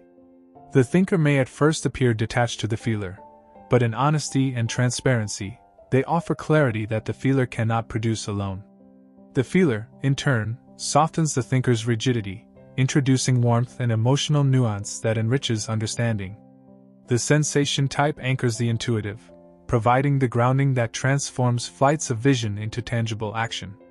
And the intuitive inspires the sensation type to see beyond the immediate, to perceive the subtle patterns that lie beneath everyday life. In these interactions, we witness the profound truth that every type has its complement, its counterbalance, and its teacher. The recognition of these patterns does not eliminate conflict, but it illuminates the terrain on which conflict arises, offering insight and compassion where frustration or confusion might otherwise prevail. Life choices are similarly shaped by the interplay of type. The thinker approaches decisions with deliberate analysis, weighing pros and cons, anticipating outcomes, and seeking principles that guide action. When they integrate awareness of their type, they recognize that logic alone does not always yield wisdom. Choices begin to reflect not just what is rational, but what is humane, sustainable, and resonant with deeper values. The feeler, guided by empathy and personal values, learns that discernment can enhance compassion. Decisions that once carried the weight of external expectation become aligned with authentic desire and measured care. The sensation type navigates life grounded in what is tangible, yet with awareness, they begin to factor in unseen consequences, long-term outcomes, and the needs of others. The intuitive type, ever drawn to possibility, discovers the potency of timing, patience, and alignment between vision and reality. Through this process, personality type becomes not a limit, but a guide, a compass for conscious living. Each type brings its own wisdom, its own lens, and its own sensitivity to the vast mosaic of life.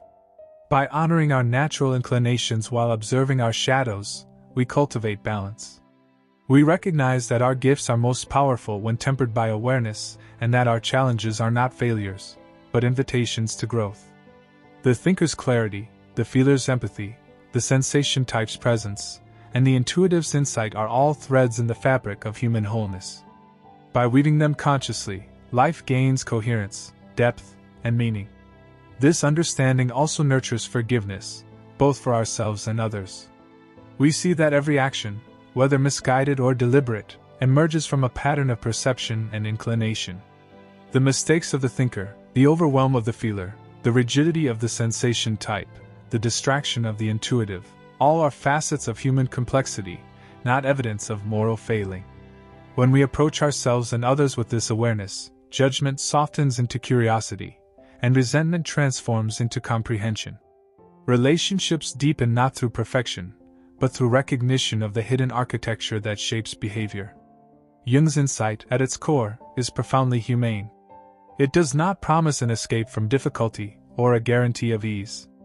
Instead, it illuminates the mechanisms of mind and spirit, offering a framework for conscious engagement. It shows that self-knowledge is inseparable from understanding the other, that growth is inseparable from awareness of limitation, and that wholeness is not a destination but a practice, a continuous weaving of insight, compassion, and presence. By observing the interplay of our type with the world around us, we cultivate the ability to navigate life with integrity, patience, and intentionality. In moments of quiet reflection, the significance of this framework becomes tangible. We begin to notice our habitual responses, the impulses that arise without thought, and the ways we perpetuate both harmony and discord. Awareness allows us to step back, to witness these tendencies without being consumed by them. We discover a gentle power in observation, a quiet freedom in recognition, and a profound sense of connection with the vast landscape of human experience. The personality type is no longer a concept but a lived reality, a guiding presence in the intricate journey of becoming fully conscious, fully human, and fully ourselves. By embracing this understanding, we find that life becomes a dialogue rather than a series of reactions. Each encounter carries the potential for insight, each challenge a lesson, and each relationship a mirror reflecting not only who others are, but who we truly are. Jung's 4 personality types are not a formula for life, but a language, a way to read the subtle patterns of mind, heart, and soul. They remind us that self-knowledge is not an endpoint, but a continuous journey, and that through this journey, we encounter both the beauty and the complexity of being alive. The recognition of personality types extends far beyond understanding ourselves. It profoundly shapes the way we move through the world and the way we relate to others. Life is, in many ways, a series of encounters, brief meetings that leave marks, long-term connections that define us, and subtle exchanges that ripple quietly yet deeply through our existence.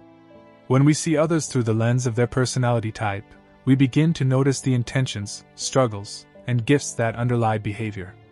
The thinker's precision, the feeler's empathy, the sensation type's attentiveness, and the intuitive's vision are no longer abstract labels. They become bridges. Through these bridges, misunderstanding softens, judgment diminishes, and connection deepens. Relationships are the field in which these types reveal themselves most vividly. The thinker may at first appear detached to the feeler, but in honesty and transparency, they offer clarity that the feeler cannot produce alone. The feeler, in turn, softens the thinker's rigidity, introducing warmth and emotional nuance that enriches understanding. The sensation type anchors the intuitive, providing the grounding that transforms flights of vision into tangible action. And the intuitive inspires the sensation type to see beyond the immediate, to perceive the subtle patterns that lie beneath everyday life. In these interactions, we witness the profound truth that every type has its complement, its counterbalance, and its teacher. The recognition of these patterns does not eliminate conflict, but it illuminates the terrain on which conflict arises, offering insight and compassion where frustration or confusion might otherwise prevail.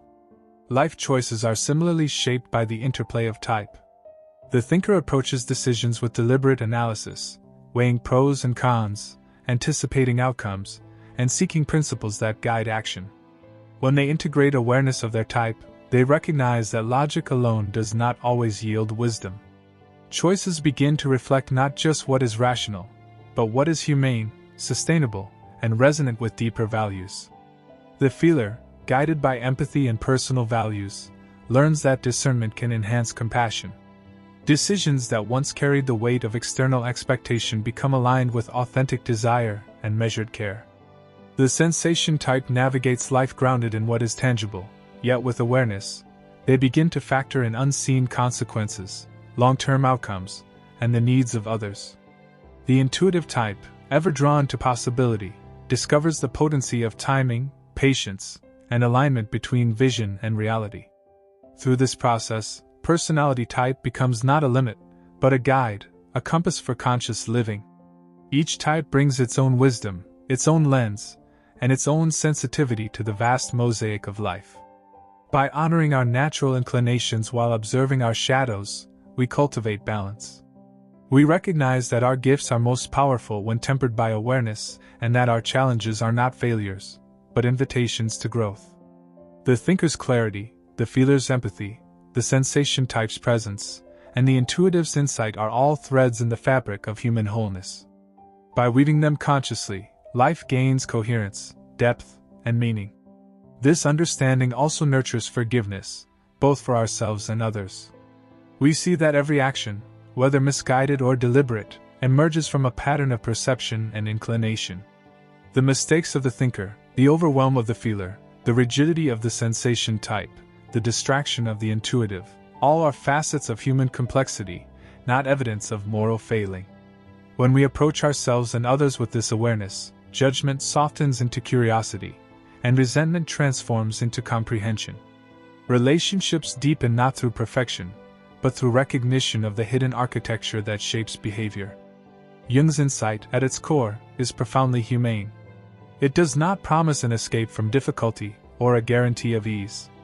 Instead, it illuminates the mechanisms of mind and spirit, offering a framework for conscious engagement.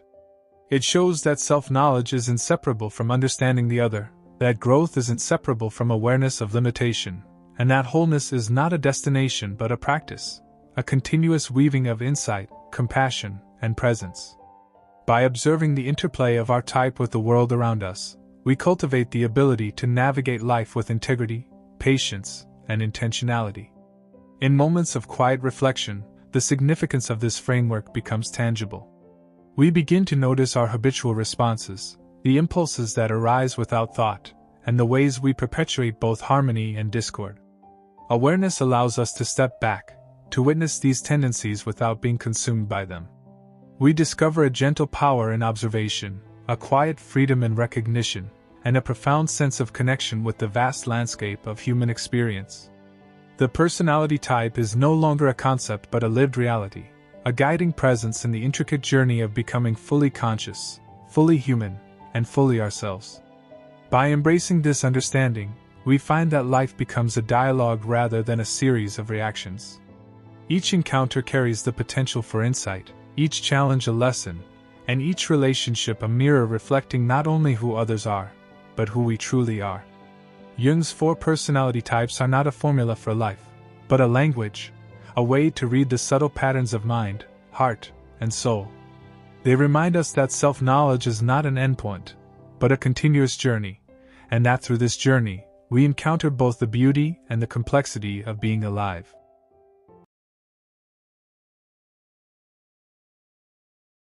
There comes a point in life when a bond with another person feels woven so deeply into our being that letting go seems impossible. It feels as if to detach would tear us apart. Carl Jung understood that true detachment is not about cutting ties violently. It is not about suppressing our feelings with coldness. Instead, it is about reclaiming the parts of ourselves we unconsciously gave away. Stepping back into the quiet ground of the self, we begin to see the other not as a fragment of our soul, but as a fellow traveler on the path to wholeness. Often, what we cling to most desperately in another is the reflection of something unrecognized within ourselves.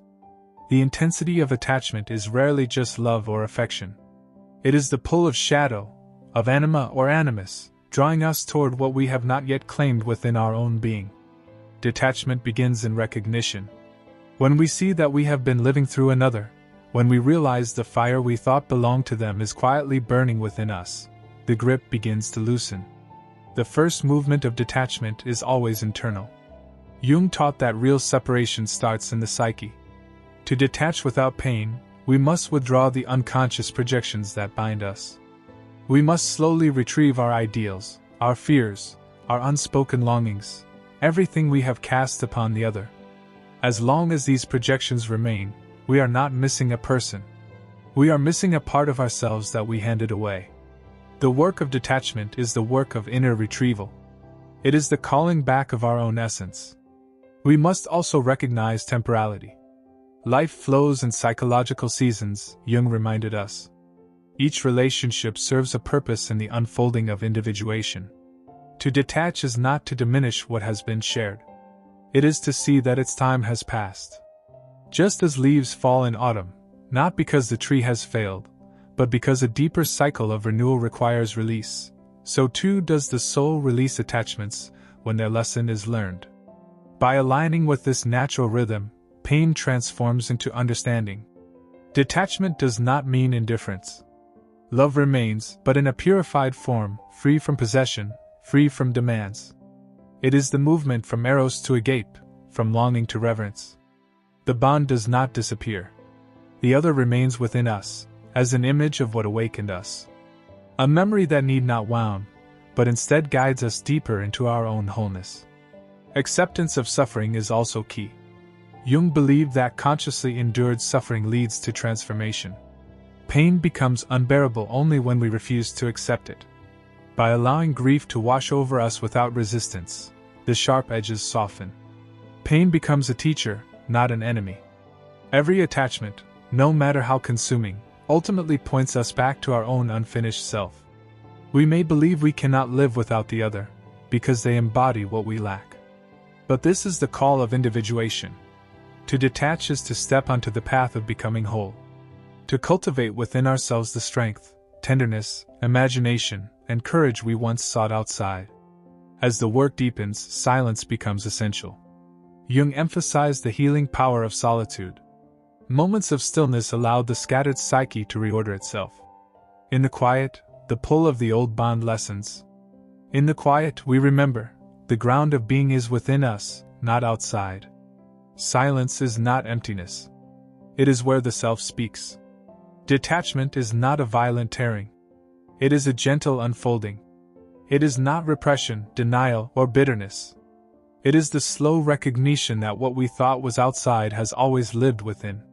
To detach is to reclaim fragments of our soul, to thank the other for carrying them for a time, and to continue our journey with greater wholeness. It is the art of letting go without closing the heart, of releasing without forgetting, of moving forward without leaving ourselves behind. This is the beginning of understanding Jung's keys to detachment. It is not a single act. It is a lifelong practice, one that allows us to meet others without clinging, to love without fear, and to walk away without losing ourselves. And in every step, we discover that what we thought we lost has only returned home. To continue on this path, we must understand that loving oneself is not an abstract idea. It is a lived practice. Every day, the psyche presents us with choices. Choices that either affirm or betray our relationship with ourselves. When you choose silence instead of speaking your truth, you send a message inward that your voice is not worthy. When you say yes to things that exhaust your spirit, you declare to yourself that your energy is expendable and unimportant. In time, these inner betrayals form patterns. And those patterns invite people into your life who treat you the same way. Carl Jung taught that what is unconscious in us will appear outside as fate. If you do not recognize your worth, you will meet people who seem blind to it. If you deny your own needs, you will meet partners who take without giving. If you bury your inner fire, you will find yourself among those who dim your light. This is not punishment. It is reflection. The world constantly mirrors the state of your inner being. To love yourself enough is to interrupt this cycle. It is to make conscious choices that honor your being. And in doing so, you change the kinds of relationships that appear before you. Consider how self-love reshapes boundaries. A person starved for approval keeps the door of their life wide open. They tolerate neglect. They excuse cruelty. They shrink themselves for the sake of peace. But someone who has walked through their shadow and found wholeness knows that boundaries are not walls. They are invitations. They tell the world, I know who I am. I know what I deserve. And I will welcome those who respect it. The love that enters such a space is not born of fear or dependency. It is love rooted in mutual recognition. Jung's idea of individuation is essential here. Individuation is the process of becoming whole, not by rejecting the shadow, but by integrating it. When you accept your anger without letting it rule you, when you honor your sadness without drowning in it, when you recognize your pride without allowing it to control you, you become balanced. This balance is magnetic. People feel safe around those who have befriended their own shadow. Such people do not demand perfection. They understand the complexity of being human. Their love is patient, steady, and profound. When you love yourself enough, life does not become free of struggle. But struggle takes on a different quality. You are no longer lost in the chaos of needing to be completed by another. You are no longer seeking someone to heal wounds you refuse to face. Instead, you stand with both feet in your own soul. And from that rooted place, you attract others who stand firmly in theirs. This kind of meeting creates what Jung called the Konyangsho, the sacred union. Not just of two people, but of two individuated selves, who come together to create a third reality, greater than either alone. This love is unmistakable.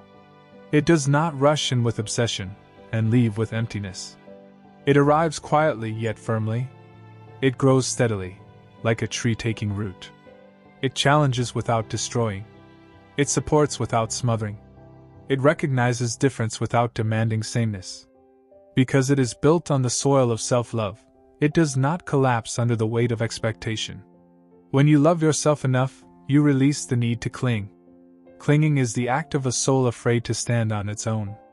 It is the cry of an unloved inner child. But once that child has been met, held, and healed by your own care, the grip loosens. You begin to trust the flow of life. You understand that love is abundant, and that you are not dependent on any one person to prove your worth. This trust makes your presence radiant. It allows love to approach you, not from desperation, but from freedom. This is how the inner act of self-love reshapes outer reality. It turns the restless search for completion into calm openness.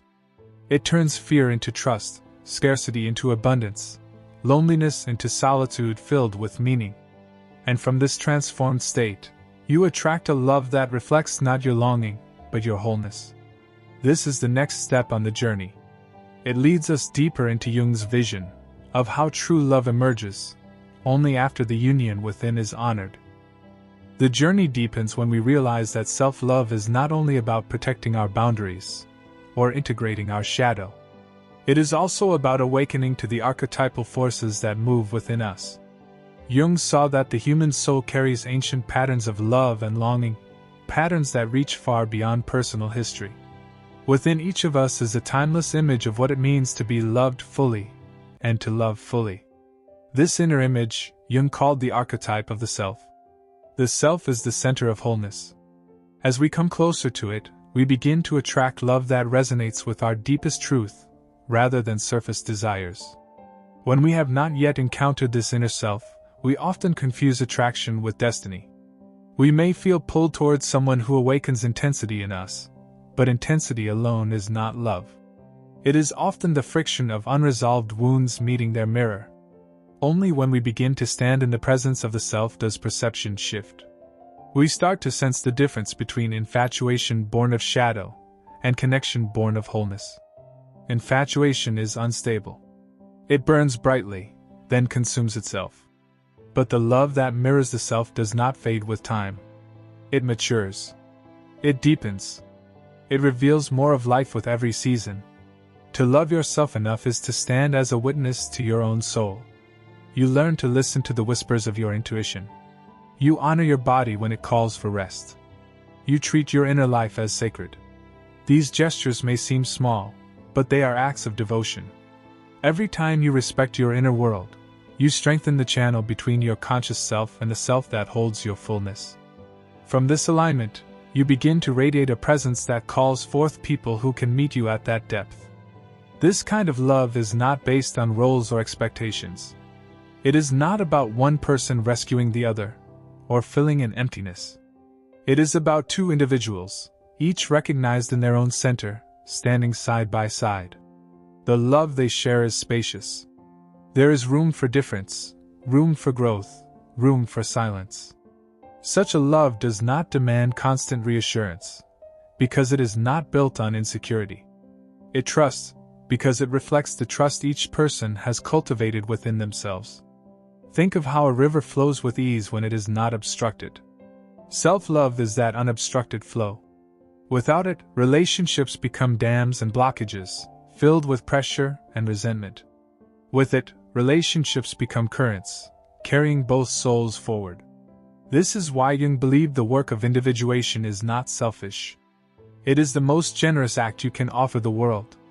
Because when you are whole, you no longer ask others to carry the weight of your unlived life. You meet them not as a seeker of completion, but as a giver of presence. And presence is the deepest gift in love. It is the willingness to be fully here, without projection, without disguise, without fleeing into roles. The presence of a person who loves themselves enough is unmistakable. They are not perfect, they do not need to be. They are simply real, grounded, and open to the truth of their own being.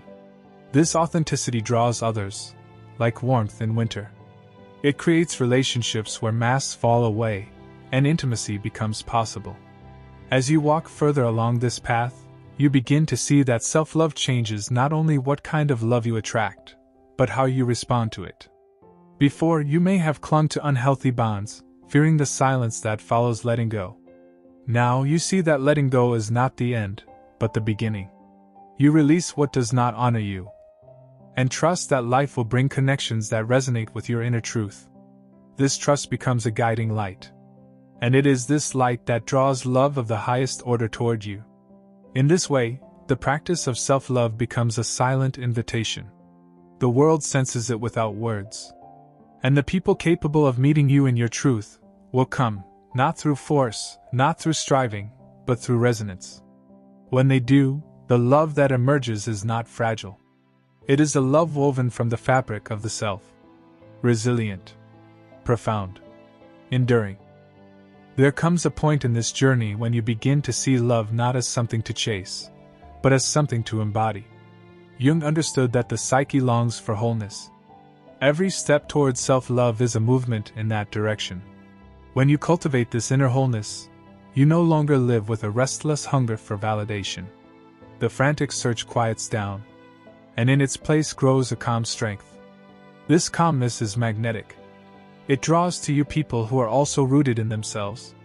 The paradox is that when you stop needing love to prove your worth, you become most capable of receiving it. Before self-love, relationships often feel like survival. You cling to them because they seem to hold the key to your existence. But after self-love, relationships transform. They become spaces for growth and discovery. They are no longer desperate attempts to avoid loneliness, but conscious acts of sharing life. This shift is subtle, yet it changes everything. The love that flows from such a foundation is not heavy with demand. It is free, alive, and nourishing. Jung often warned about the danger of projection. To project is to see in another what you have not yet claimed in yourself. Many call this projection love, but it is a fragile illusion. When you love yourself enough, you begin to reclaim these lost qualities. The tenderness you admired in another lives in you. The courage you envied in someone else is also yours. The wisdom you long for is within reach. By taking back these pieces, you free the people you love from carrying your unconscious. What remains is a clearer, purer connection, based on truth, not fantasy. This kind of love is not blind. It sees with depth. It knows no human can embody every dream. It accepts imperfection, because it has already made peace with imperfection within itself. This is the essence of Jung's philosophy, to integrate the shadow rather than deny it. When you have faced your own darkness, you no longer demand purity from others. Instead, you embrace the full spectrum of their being. The love that grows from this space is tender yet strong, forgiving yet discerning. It has room for human frailty, without losing sight of human greatness. Loving yourself enough also changes the rhythm of giving and receiving. In many relationships, imbalance prevails. One gives endlessly, the other takes without end. But when you know your own worth, you do not give from emptiness. You give from abundance. Your love is not a plea for recognition, it is an overflow of your inner fullness. And because of this, it inspires reciprocity. It teaches by example that true connection thrives on mutual nourishment, not sacrifice. Think of how the sun shines without asking for praise. It gives warmth, because that is its nature. And in return, life blossoms under its light. In the same way, self-love turns you into a source rather than a seeker. Your presence itself becomes love. You attract relationships that flourish in that presence, because they too are nourished by the same abundance. This is not pride. It is authenticity. You are no longer trying to be loved, you are simply living as love. From here, something even more profound emerges. You begin to sense that love is not just between two people. It is part of a greater pattern. It is the force of life moving through you. The energy that unites opposites and creates meaning. Jung saw this as the union of conscious and unconscious, the marriage of spirit and matter. The love you attract when you love yourself enough reflects this larger union. It is not confined to romance, though it may express itself there. It is a love that affirms life itself. This is where the path leads deeper into mystery. Self-love does not only change who you attract, it changes your very understanding of what love is. What once seemed a fragile transaction between two uncertain souls becomes a sacred exchange rooted in wholeness. It is no longer about possession or fear of loss, but about sharing in the great unfolding of existence together. That is the beauty of this stage of the journey. It reveals that love is not found. It is created and sustained by two people who have each already chosen to honor the life within themselves. When you arrive here, you realize that the most profound love is not an external event. It is a reflection of the inner life you have cultivated. It is patient, steady, unshakable, because it is anchored in self-awareness. There is no need for constant reassurance, no frantic pursuit, no anxiety over whether you are enough. You are already whole. And the relationships that flourish around you simply echo that wholeness. They become mirrors, not crutches, showing the beauty and complexity of a life lived consciously. In this space, love is no longer conditional. It flows naturally from clarity, presence, and acceptance. You no longer seek to fix, change, or complete the other. Instead, you witness and celebrate their journey as you continue your own. The fear that once drove attachment dissolves, replaced by a quiet confidence in the resilience and capacity of both yourself and those you care for. Each connection becomes a conscious dance of presence and respect. A co-creation, rather than a need-driven transaction. This love is both expansive and liberating. It allows you to step fully into life, without carrying the weight of unfulfilled desires or imagined deficits. It encourages generosity, without depletion. Intimacy, without dependence. Joy, without expectation. And in this freedom, you discover the extraordinary paradox that Jung often hinted at. To fully receive, you must first fully give. Not from scarcity, but from abundance. Not from fear, but from wholeness. Ultimately, this is the love that transforms life itself. It is subtle, yet powerful. Ordinary, yet sacred. Tender, yet unwavering.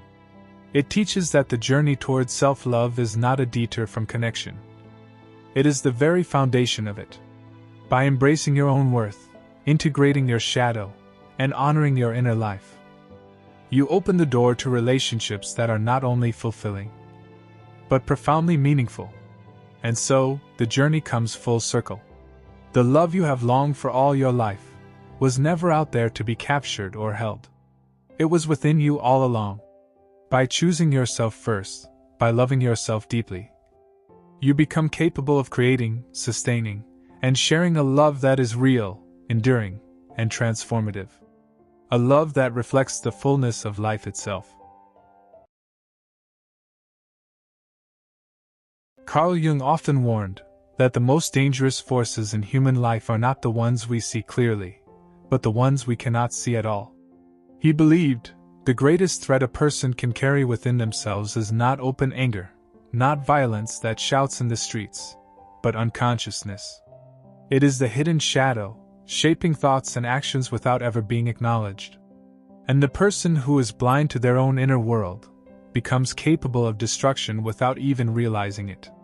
Jung noticed this danger, not in rare or monstrous individuals, but in ordinary people. He saw it in polite citizens, who convinced themselves they were good, while secretly carrying hatred. He saw it in political movements, where crowds demanded justice, yet were silently driven by resentment and fear. The danger, he said, is not the shadow itself, but the refusal to admit the shadow exists. When someone insists they are purely good, purely right, purely innocent, they place themselves in the grip of forces they do not understand. To Jung, the most dangerous sign in a person is the absence of self-awareness. It is the fixed smile, hiding a storm inside. It is the endless certainty that never questions itself. It is the loud moral voice that never looks in the mirror. He warned, the unconscious will always find a way to express itself. If it is not faced directly, it will burst out through projections, through blame cast onto others, through cruelty disguised as righteousness. Jung studied the tragedies of the 20th century, and he saw how millions of ordinary people became instruments of violence. Most of them did not believe they were evil. They believed they were defenders of truth, loyal citizens, protectors of their nation or their faith. The horror was not born from people admitting their darkness, but from people denying it completely.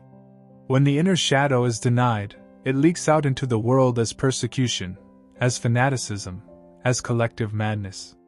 In private life, this same pattern appears in quieter ways.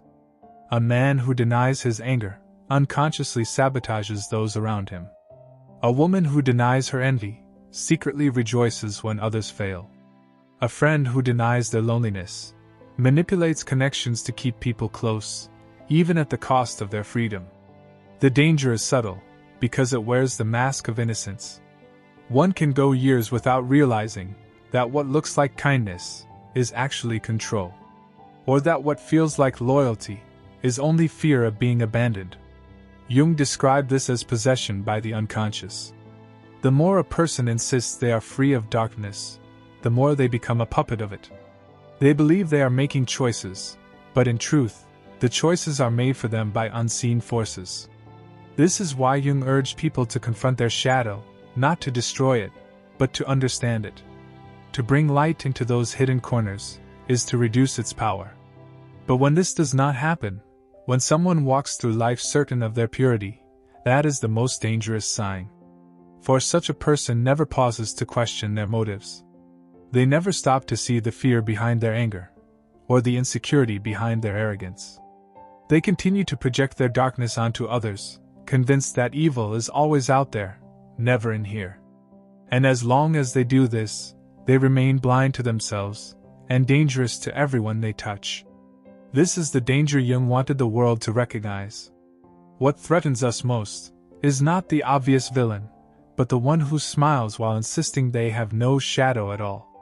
The mask of goodness can conceal more destruction than the face of open malice. And only through self-awareness does that mask begin to crack. Jung believed that when the unconscious is ignored, it does not simply fade away, it grows. Every denial, every thought pushed aside, every feeling buried in silence, becomes food for the shadow. And over time, the shadow does not weaken, it strengthens.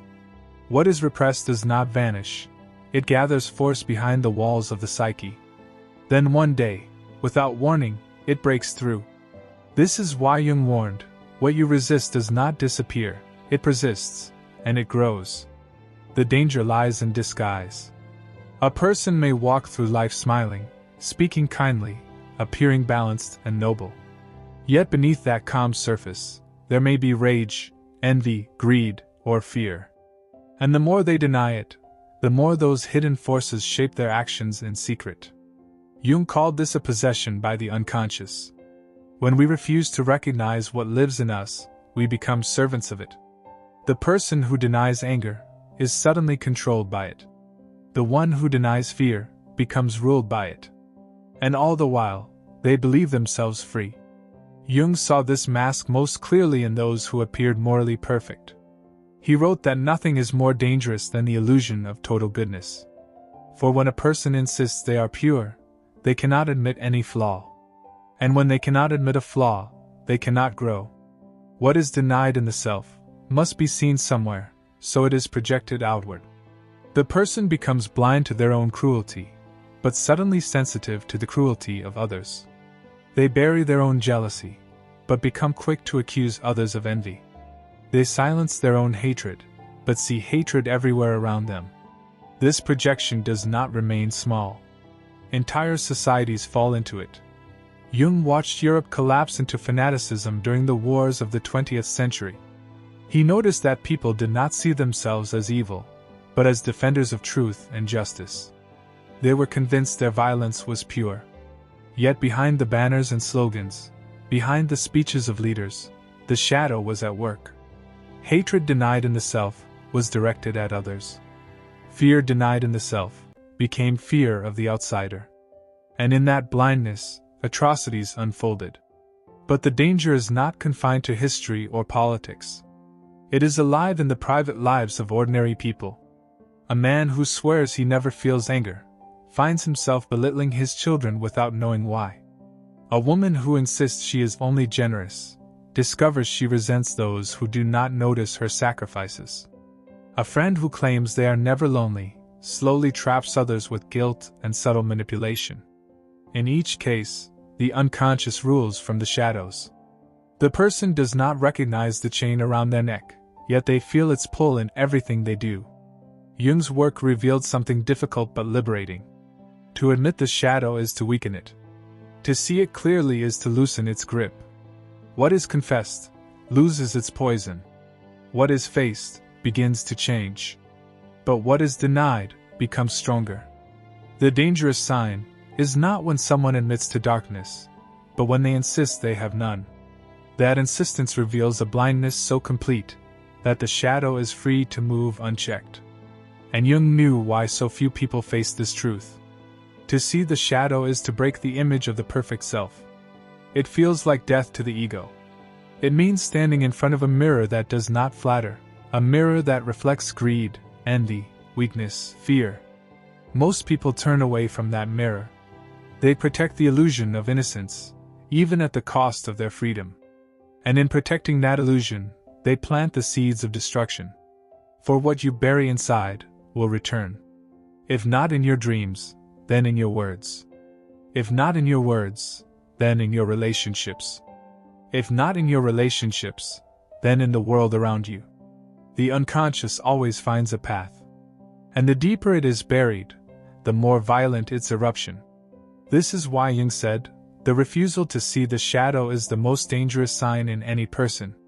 It is a danger not only to themselves, but to all who cross their path. Jung often explained that the shadow is not some distant demon, not some force outside of us, but a brother or sister of the soul. It is the part of us we silence, the part we exile, the part we pretend does not exist. Yet no matter how far we push it away, it belongs to us. And because it belongs to us, it never leaves. This is why Jung called wholeness the true task of life. Until the shadow is acknowledged, we live only half of ourselves, divided between the image we show the world and the truths we hide. This division, Jung warned, is not harmless. A divided person is unstable, because they are pulled in two directions at once. On the surface they may look kind, patient, even saintly. But beneath that surface, another current flows, bitter, jealous, afraid. When the two currents move in opposite directions, the self begins to fracture. It is in this fracture that the most dangerous sign begins to appear. The more a person insists on their goodness, the more violently the shadow pushes to be seen. And when the shadow cannot be seen within, it finds its way outward. Jung called this projection. What is buried inside is thrown onto others like a veil. The liar becomes obsessed with accusing others of dishonesty. The weak man calls everyone around him weak. The jealous heart suspects betrayal in every glance. Projection is the language of the unconscious. It is the way the shadow forces itself into the world, when it has been denied a voice within. But projection does not only shape individuals. It can take hold of entire groups, entire nations. Jung saw it unfold in the darkest chapters of history. When a society is afraid to face its weakness, it finds an enemy to blame. When a culture cannot face its own greed, it invents a scapegoat. Hatred denied within becomes hatred of the outsider. And when millions share the same blindness, the result is mass possession.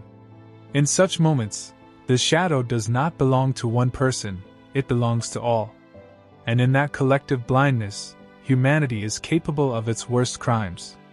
Yet this danger lives not only in history books. It moves quietly in homes, in families, in friendships. A parent who cannot accept their failures projects disappointment onto their child. A partner who cannot face their insecurity imagines betrayal where there is none. A friend who cannot admit loneliness punishes others for their happiness. Relationships become poisoned not by open evil, but by unconsciousness. The shadow unacknowledged becomes the hidden architect of conflict. Jung urged people to see the shadow for what it truly is, not an enemy to be destroyed, but a teacher to be understood. He believed that within the shadow lies energy, creativity, and truth. What makes it dangerous is not its existence, but our refusal to look at it. When a person says they have nothing to hide, when they insist they are above contradiction, when they present themselves as flawless, that is the most dangerous sign. For the more flawless the mask, the more powerful the shadow beneath it. He compared this to possession by ancient gods, archetypes that seize the human personality and drive it without mercy. A man who denies aggression may suddenly erupt in violence. A woman who denies desire may fall into reckless indulgence. A leader who denies fear may become a tyrant of control. Each eruption is the shadow demanding recognition. And when the demand is ignored, it grows more destructive. The tragedy is that most of this unfolds in silence. The person does not know they are dangerous. They believe they are righteous, pure, even chosen. They cannot see that the very certainty they cling to is the sign of their blindness. And so they move through life, convinced of their goodness, while leaving wounds behind them. Jung taught that true danger begins where reflection ends. The person who refuses to pause, who refuses to question themselves, who refuses to ask where their feelings come from, becomes a vessel for forces far older and darker than they can imagine. For the unconscious is not only personal, it is also collective. It holds the history of the species, the instincts of survival, the ancient archetypes that live in every human being. When a person denies their own shadow, these forces slip into the cracks of their personality and begin to act through them. This is why Jung described possession not as a metaphor, but as a psychological reality. The angry man who insists he has no anger may suddenly be seized by fury that feels alien to him. The envious woman who insists she has only goodwill may feel compelled to undermine others without ever admitting it. The leader who claims to be selfless may be driven by greed and vanity in ways even he cannot see. They are not lying in the usual sense, they are possessed. The unconscious has taken the seat of the ego, and the person no longer governs their own actions. To Jung, this state was the most dangerous sign. Not open wickedness, for open wickedness at least can be recognized and resisted. But unconscious possession, for in that state the person believes themselves innocent, while enacting harm. They become blind instruments of the shadow, convinced of their virtue, unable to see the destruction in their wake. This is why Jung spoke with such urgency, because the unconscious is not passive. It is active, powerful, and when ignored, it moves with a will of its own. In the quiet of everyday life, this danger is everywhere. It is the friend who insists they are never jealous, yet who always finds ways to belittle your success. It is the colleague who swears they are never ambitious, yet who sabotages others to climb higher. It is the parent who claims they only want the best for their child, yet who secretly lives through them, shaping every choice to fulfill their own unlived dreams. None of them see their shadow clearly, and so each one harms while believing they are only helping. Jung believed this blindness was the true root of evil. Not the monster who admits what he is, but the ordinary soul who cannot see what he is becoming. For when a person denies their shadow, they cut themselves off from responsibility. If the evil is never in them, then it must always be in others. If the flaw is never within, then every failure can be blamed on the world. This endless projection creates conflict without end, for the person never sees that the enemy they fight lives inside. Yet Jung did not leave this teaching only as a warning. He offered a path. The task is not to suppress the shadow, nor to pretend it can be erased. The task is to integrate it, to recognize the envy, the fear, the rage, and to admit, this too is me. It is in that admission that freedom begins. For once the shadow is acknowledged, it no longer has to force itself into the world through cruelty or projection. Its energy can be transformed, its voice can be heard without destroying. But those who refuse this path, who cling to the illusion of their own perfection, are the ones Jung feared most. For their shadow remains hidden, and what remains hidden does not disappear. It waits. It gathers. It sharpens. And when the mask finally cracks, it is not a gentle revelation, it is an eruption. Relationships collapse. Families are broken. Communities turn bitter. Nations fall into hysteria. The unconscious does not forgive neglect, it demands recognition. This is why Jung said, the most dangerous sign in a person is certainty without reflection. The smile that never falters. The voice that never doubts. The purity that never bends. For behind such certainty, there is always a shadow. And the longer it is denied, the more dangerous it becomes. Jung's vision always led to the same conclusion, that the most dangerous sign in a person is not their flaws, but their refusal to see them. For the shadow itself is not the enemy. The shadow is part of life, part of nature, part of what makes us whole. To fear it is to fear ourselves. But to deny it, that is where danger begins. Denial transforms the shadow into a force that acts in secret. And secrecy always breeds destruction. He often reminded his students that every individual carries within them both light and darkness, both creation and destruction. To live fully means to walk with both. The person who acknowledges their anger learns to channel it into strength. The one who admits envy may discover ambition hidden beneath it.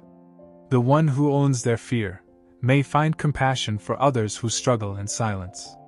In this way, The shadow is not only danger, it is also potential. But that potential is unlocked only when we face it directly. What Jung feared most was the individual who insists, "I have no shadow." For such a person cannot learn. They cannot grow. They cannot change. Their life becomes rigid, and rigidity invites collapse. They live in a fragile house of mirrors, where every flaw is hidden, and every crack is blamed on others.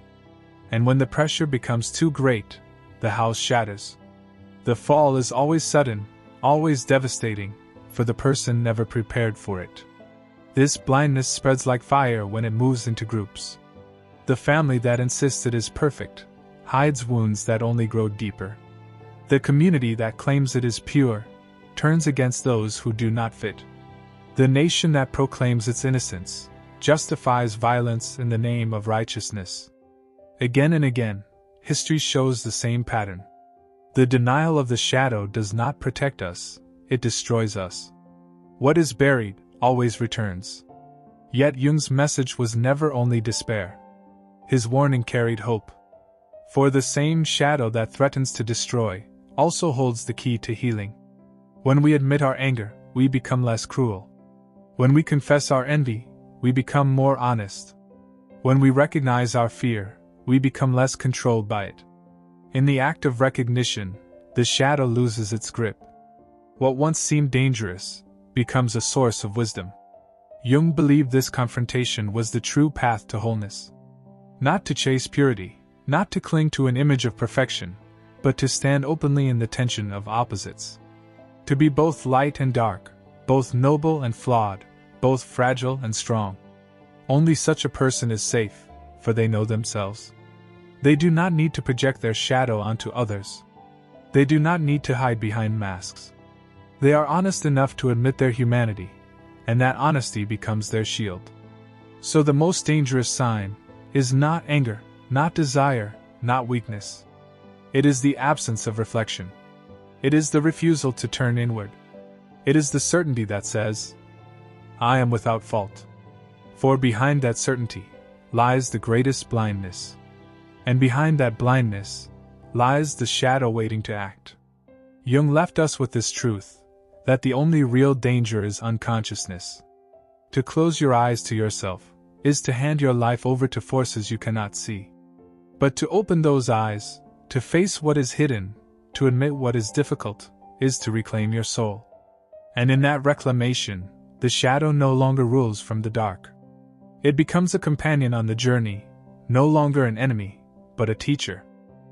Jung always returned to one final truth, that the deepest danger in life is to become unconscious of oneself. Everything he wrote, everything he taught, circled around this single warning. A human being who refuses to face their shadow slowly becomes consumed by it. They lose their freedom without knowing it. They harm others while believing they are innocent. They wander blind through the world, convinced they see clearly. This, he said, is the most dangerous condition a soul can reach. And yet, Jung also believed that within this danger lies the possibility of transformation. The shadow is not a curse meant to destroy us. It is an invitation. It is the other half of our being, the half that must be faced if we wish to become whole.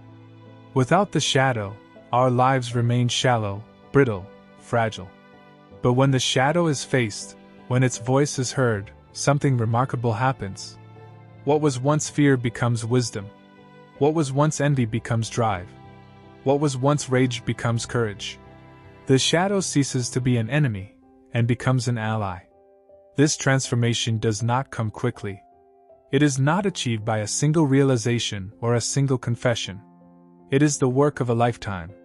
Jung said that every step towards self-knowledge requires a kind of death, the death of illusion, the death of pride, the death of the image we cling to. Each time we admit a flaw, a small part of that false image falls away. And in the space that remains, something more real takes root. Slowly, painfully, steadily, the self begins to take shape. He often compared this process to alchemy, the ancient art of turning lead into gold. The lead is the shadow, heavy, dark, unwanted. But in the fire of reflection, it begins to change. Slowly, The dross is burned away. Slowly, the hidden essence reveals itself. And what seemed dangerous at first becomes the very material of transformation. The shadow is the raw element of the soul, and without it, no gold can be made. But this path is not for the faint of heart. Most people turn away. They choose the comfort of denial, the safety of the mask, the illusion of innocence. They convince themselves they are already complete, already pure, already whole. And in this refusal, they remain at the mercy of the unconscious. Jung said that such people live half-lives, lives ruled by forces they never name, lives driven by motives they never see. Their danger is not only to themselves, but to all who come near them. For the shadow that is not owned is always projected outward. This is why Jung called unconsciousness the greatest peril of humanity. Wars begin because nations cannot admit their fears. Hatred spreads because communities cannot admit their envy. Families collapse because parents cannot admit their wounds. Friendships break because either side can admit their insecurity. Again and again, the same story plays out. The refusal to face the shadow creates suffering, and the refusal is always justified by certainty. Certainty that I am right. Certainty that I am good. Certainty that the problem is always outside. This is the blindness Jung warned against more than any other. But he did not end his teaching in despair. He believed in the possibility of awakening. He believed that each person who dares to look within, even for a moment, contributes to the healing of the world. For when one person integrates their shadow, they no longer need to project it onto others. They no longer need an enemy to carry their darkness. They become more honest, more balanced, more humane. Their presence alone becomes a quiet force of peace. Jung trusted that if enough individuals took this path, humanity itself could change. The work is never finished. Even those who know their shadow must return to it again and again. For the unconscious is vast, endless, like the ocean. We dip into it, we draw from it, but we never exhaust it. Each stage of life brings new aspects of the shadow to the surface. Childhood wounds, hidden desires, forgotten fears, they rise one by one. And each time they rise, we are given the same choice. To deny them, and let them rule us in secret. Or to face them, and let them guide us toward greater wholeness. Jung's final lesson was that danger and possibility live in the same place. The most dangerous sign in a person is the absence of reflection, the refusal to face their shadow. But the greatest possibility of a person is also in that same shadow. For what we fear most in ourselves is often the very thing that can set us free. To turn toward it is to risk pain, but to turn away is to guarantee destruction. So the end of Jung's warning is also the beginning of his hope. Stay alert, he would say, not to the shadows in others, but to the shadow within yourself. Do not trust the smile that never falters. Do not believe in the voice that never doubts. Do not cling to the image of purity that never bends. For these are masks, and masks always crack. Look instead for the truth beneath them. Admit what is hidden. Accept what is flawed. Integrate what is denied. Only then does the shadow lose its danger, and only then does the self become whole. This is the path Jung left us. A path that begins with danger, but ends with freedom. A path that begins in blindness, but ends in vision. A path that begins in the shadow, but ends in light.